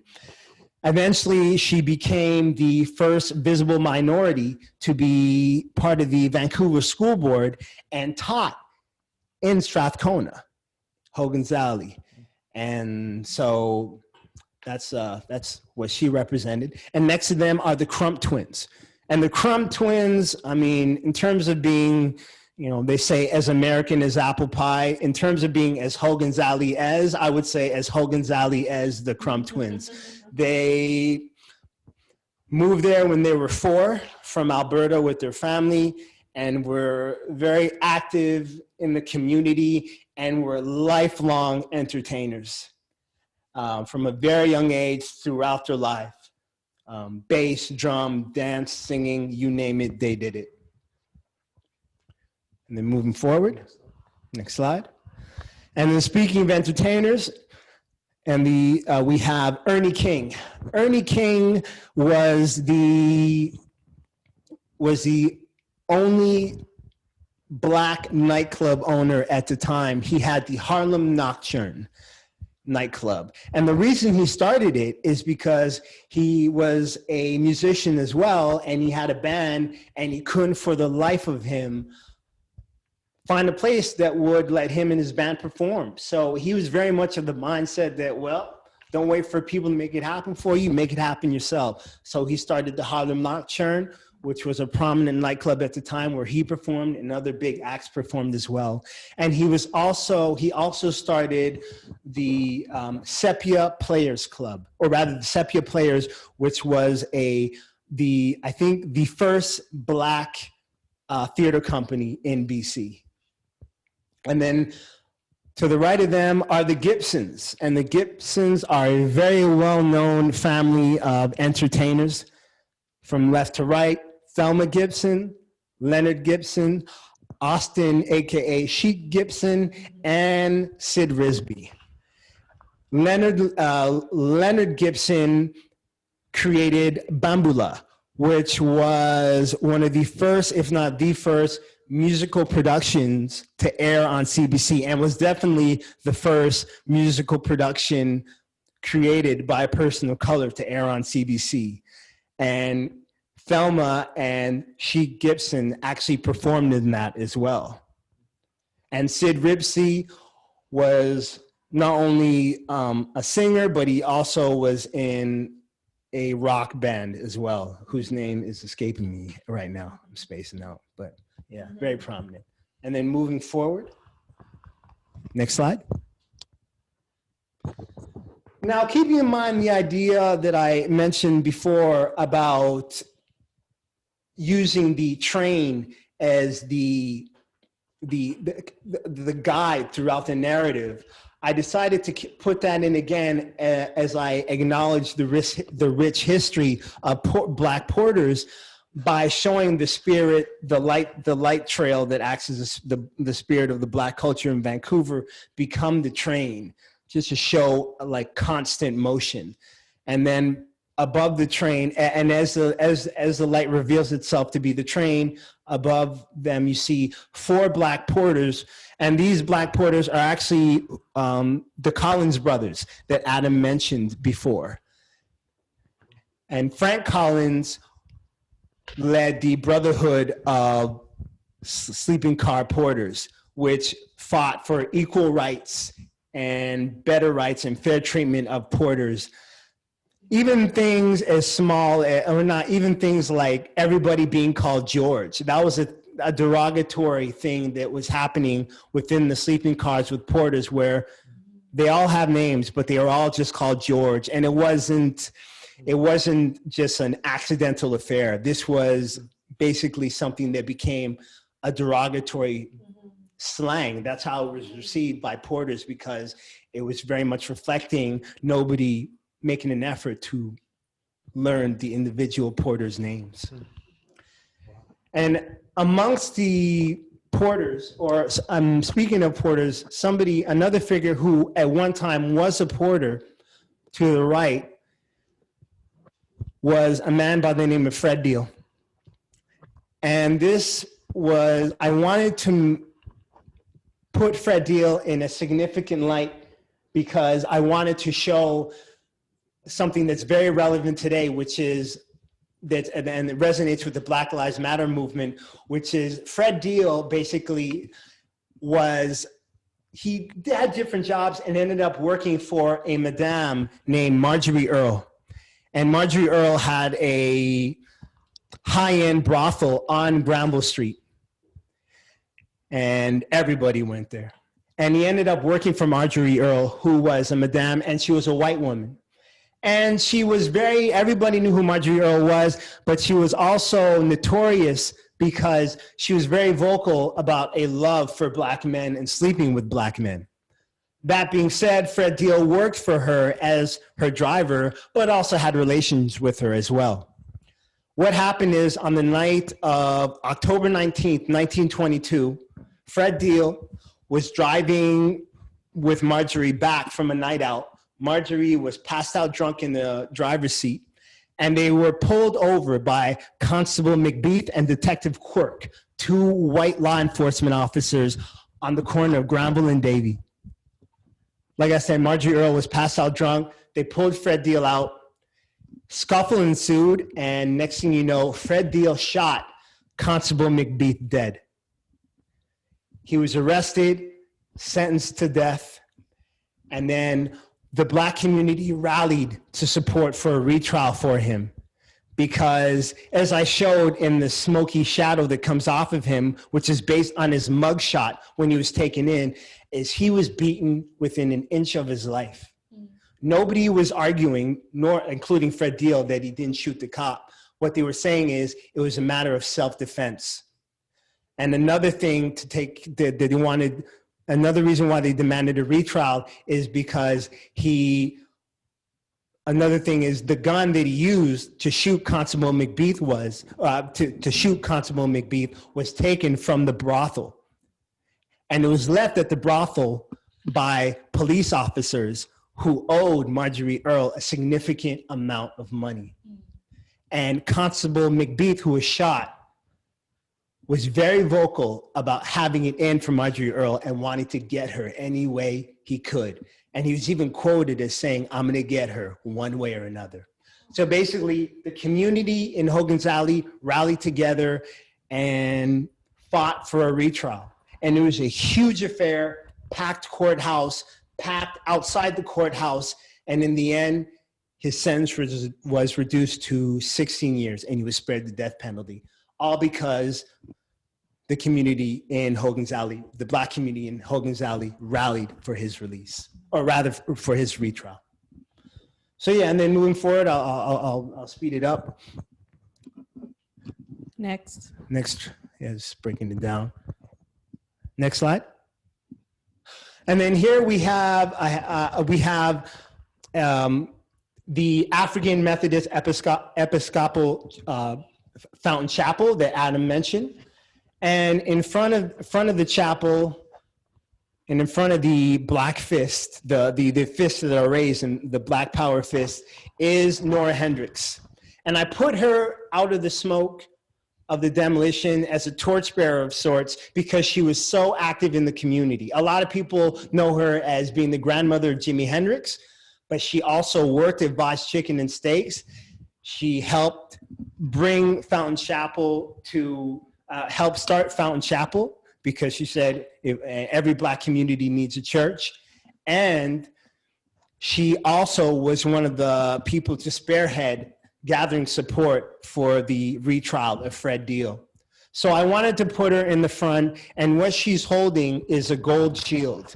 And the gold shield she's holding is deflecting, if you go to the next slide. Next one. She's deflecting an oncoming tidal wave and raining axes and oars, golden axes and oars that are raining down. And they are all coming from the final slide, or rather the final part, which is on the next slide, if you want to go to it. A golden mural crown, which is standing like an impenetrable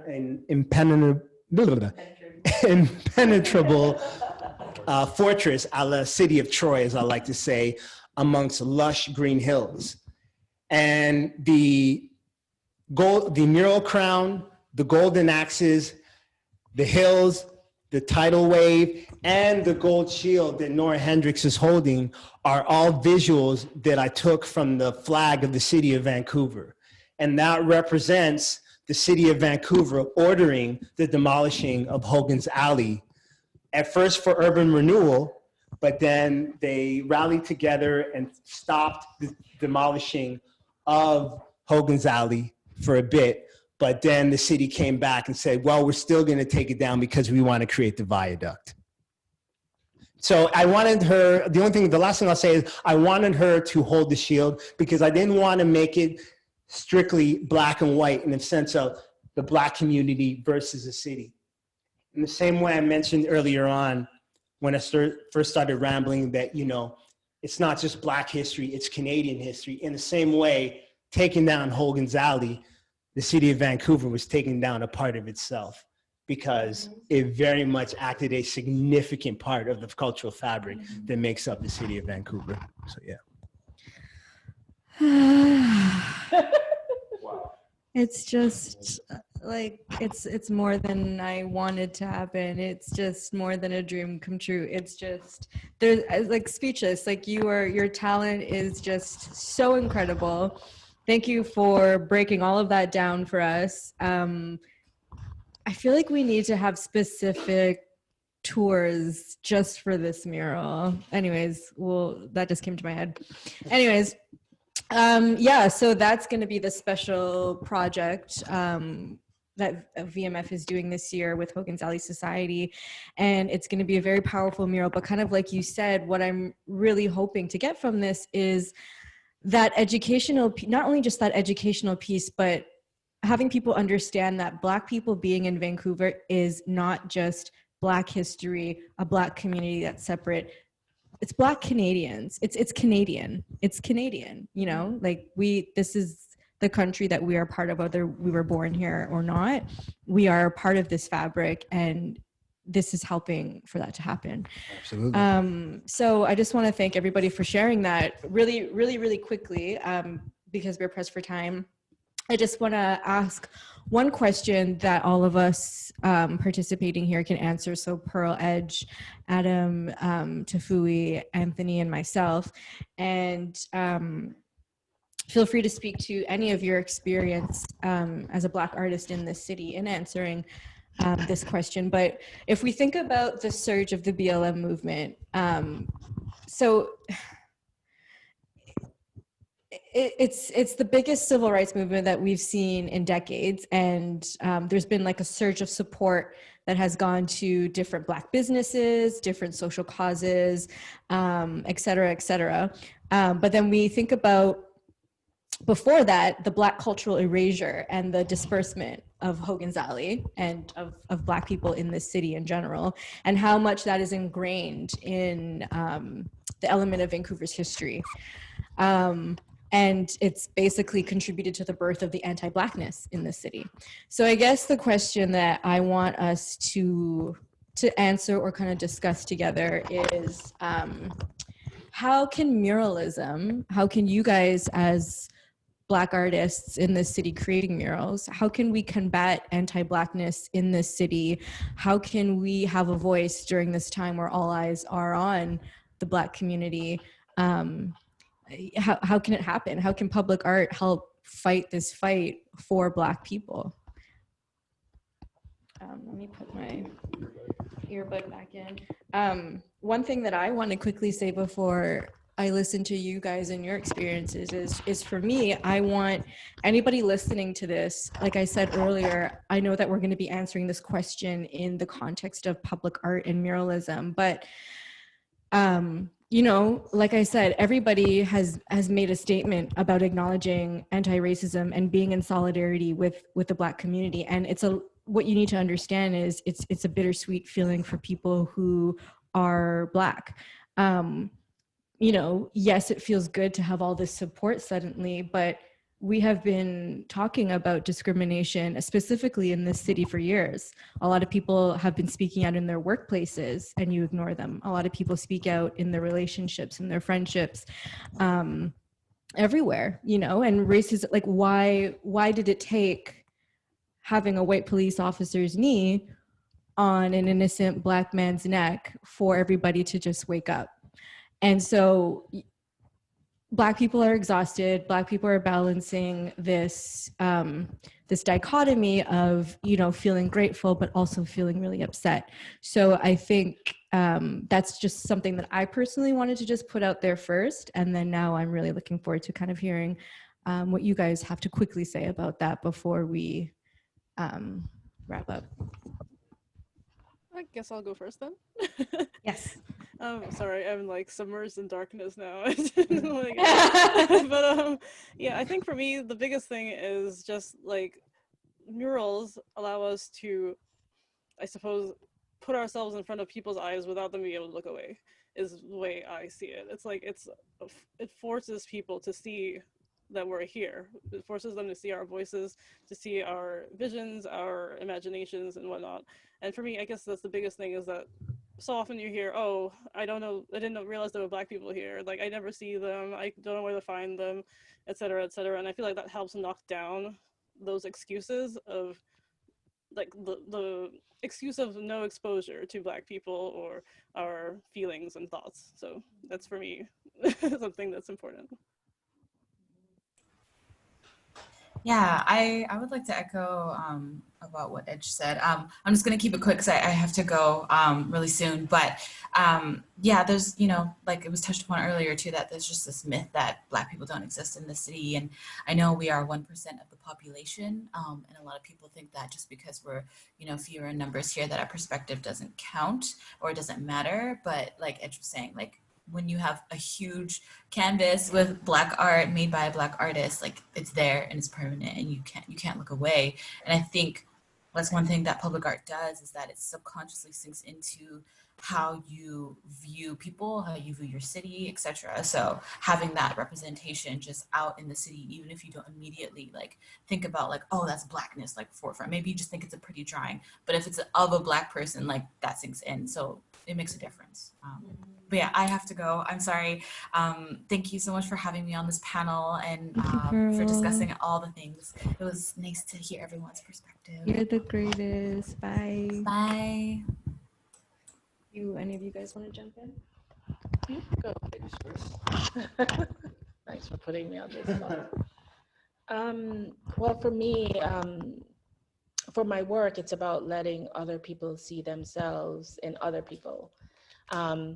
It's for me to help, because I see the world in a very specific way, and as I'm getting older, I realize that it's really unique to me and my little quirkiness. But I would really love for people to see each other the way I see people, you know, and that's why my form is pretty abstract, because at first you think it's just circles and it's a zebra stripe.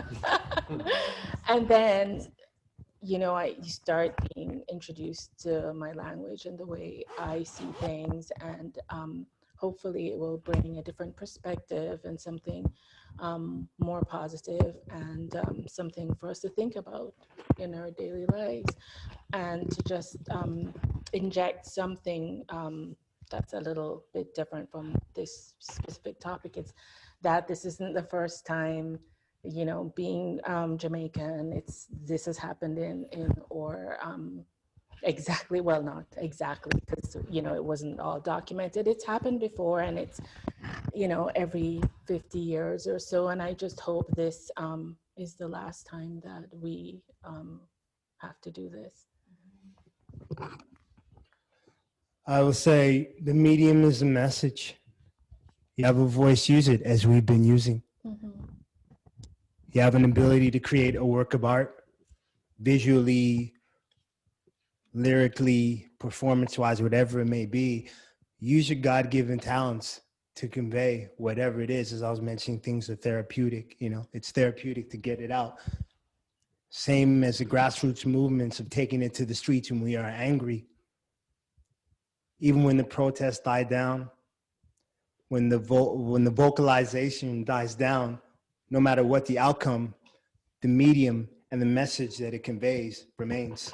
And it acts as a reminder to future generations that there's a richness of culture that really lifts us all. And that's really what I think art does. Yeah, And I agree. I just like to add, this is the absolute like beginning of this work for the Mural Festival, where we've been focusing a lot on the Indigenous and people of color artists for the last 4 years. In a complete blind spot, we've only had 3 artists I identify as Black out of but just under 200 murals. And so massive blind spot for us. And we really focused on the 3 local nations as a primary starting place because of pre-colonial, as I like how you put it, the pre-colonial population here that's been here since time immemorial. We were doing a public art festival, which was like, okay, like what's the first place we go? And we've seen it as a long-term progression. It's not, we don't want to react. We want to build relationships, and you can't do this work quickly and you can't do it efficiently. It's very process-based, and it's happening live right here in this room. But this isn't like our thing that we're doing for it. It's, if you look at our track record with Indigenous culture and Indigenous artists and curators, and that's our process. And as you can see, I didn't really say much this whole talk, and that's by design. And it's not because I don't have a ton to say about this topic. It's because we believe at the Mural Festival that it's not just curating for diversity, but it's having diverse curation. And so if the deciders in the room are people that are from the communities that are being represented or spoken, it's no one speaking for anyone, it's community speaking for the community values that they have in specificity and also in terms of relation. So we're building relationships right now, and that's the power of working together, but it's not to overshadow. The festival is interested in overshadowing, but lifting up, and not in a tokenistic way where it's like, oh, we're doing a thing. It's like, Krystal, you came to us last year after our curators talk, and you're like, hey, how does curation work here? And we're like, let's have a conversation. And this was like a year ago today-ish. And we've been working together and figuring out how we work together. And it's been a really important process. And this is the beginning. And it's also not just the beginning, it's happening live. And so I'm just really thankful for this process. And we're really committed to much more work in this area over the next couple of years. Yeah. Yeah. One thing I just want to quickly add kind of to what you just said, with the whole tokenism aspect, I feel like it's so easy to just, bring a Black artist on, put a Black mural up and say, look, we're diverse. And so for me, it's really about the intention and really putting people of color, and in this case, Black people, in decision-making positions. That's right. You didn't pick the Black artist, you got a Black curator, and the Black curator has been calling the shots and has been doing everything. And that's what matters. And I think everybody needs to understand that. That's the difference between being authentic in your intention and being performative. Performative is you just trying to tick off a box. Yes, we have a Black person in our marketing, or we have them here. We did this. We posted the Black square. No, you need to have them in executive decision-making positions. You need to be treating them like human beings. And I'm happy that me calling you guys out has led to a beautiful relationship. Absolutely. I mean, we've been called up many times, and it's led to, for example, our guest curation program. Like we were said, hey, you guys have diverse artists, but you don't have diverse curators. And so we're like, oh, well, we see that. And then that was 3 years ago. And now we're sitting here 3 years later, and then this is happening. And we never really did these talks before. We've done talks just in general, but now this is the first time we did a specific talk around this. And so, and there's lots. And so I just feel like this is an organic process, and yeah, sorry, I'll stop there. But I'm very excited, basically, is what's going on. Well, I mean, I guess we're at time, I guess. Can I just, what I'd like to say. Adam, oh, yeah. Just let me add one thing. Oh yeah, we took our earphones out because it's so. Sorry, Adam. No, that's fine. I just wanted to say, just very quickly, having grown up here in British Columbia, in Vancouver, around the suburbs, that one of the reasons why this mural is kind of important to me is because it's like a signpost, right? Saying Black community was here. I didn't find out that there was even a Black community here until I was like 20. And so for me, the thought of actually living in British Columbia, I had an abstract idea that maybe that was possible, but I had no intention ever in my life to stay here because it seemed like a place where Black people just couldn't live. It was just, I didn't see them represented in any of the built spaces around me in my education, on the streets. It just seemed like a place that was hostile. And I think a lot of people shared that idea. So for me, what I really like about projects like this, first, I think they're speaking in a language that young people might respond to. I'm getting old enough so to begin to be suspicious of that statement coming from me, but yeah, just to have us on the map and to kind of inspire this next generation, to let them know. To me, it's about, I expected that by the time I reached this age, we'd be past this stage. And when I look around and I see the experiences of young Black people now, it's not much different than mine. So I'm hoping that more of these projects can help to slowly change that. For sure. And you've been huge in making it happen, Adam. So thank you so much. Yes, thank you. Cool. All right. So I guess that's a wrap. Please follow all of these guys on social media. They all begin painting Thursday, the remaining of them. Pearls is already up. Just follow the process. Hopefully we can put some curator tours together for the Hogan's Island one. We'll talk about that. Yeah. And yeah, just, yes. Oh, download the app, please. Yes. Because that's all where all the updates are happening. All of them. Continuously. Yeah, and that's it. And just thank you guys so much for watching and for supporting. And please just try to be more cognizant of where you stand in the everyday contributions to white supremacy and anti-Blackness in this city. Treat Black people like human beings, support Black art, and that is all I have to say. Oh, and then we should thank the sponsors. Yeah. I'll let you do that. Yeah, I'll do that. Really quickly, huge thanks to Creative Mornings Vancouver.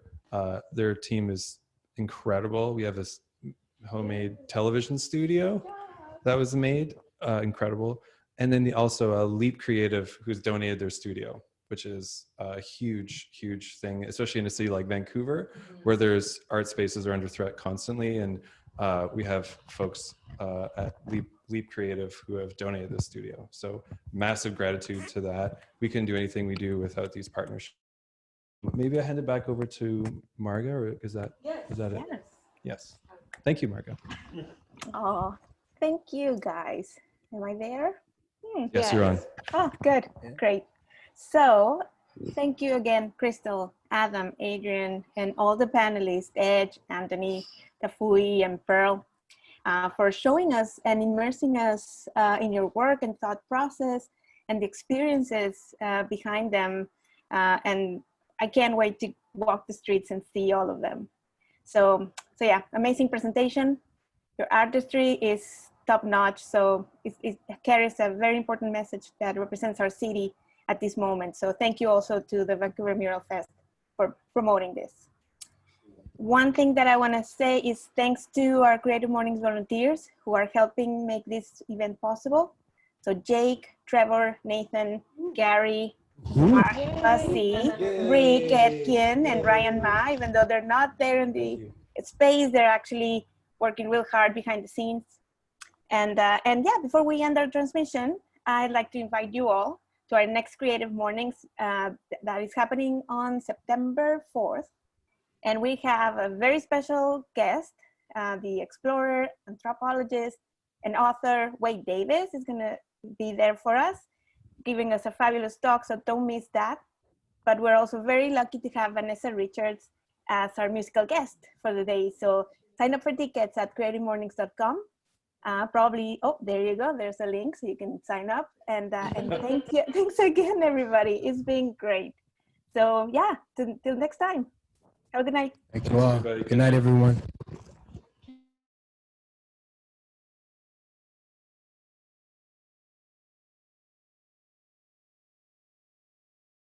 Found a hammer and some nails, so it's time to play.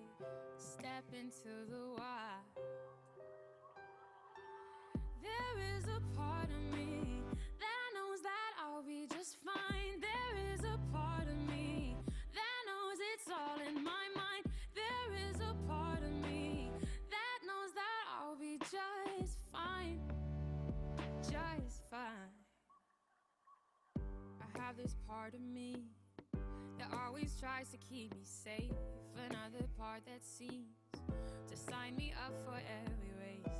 And both sides they fight. Yeah, they try to show who's best. So now I mediate.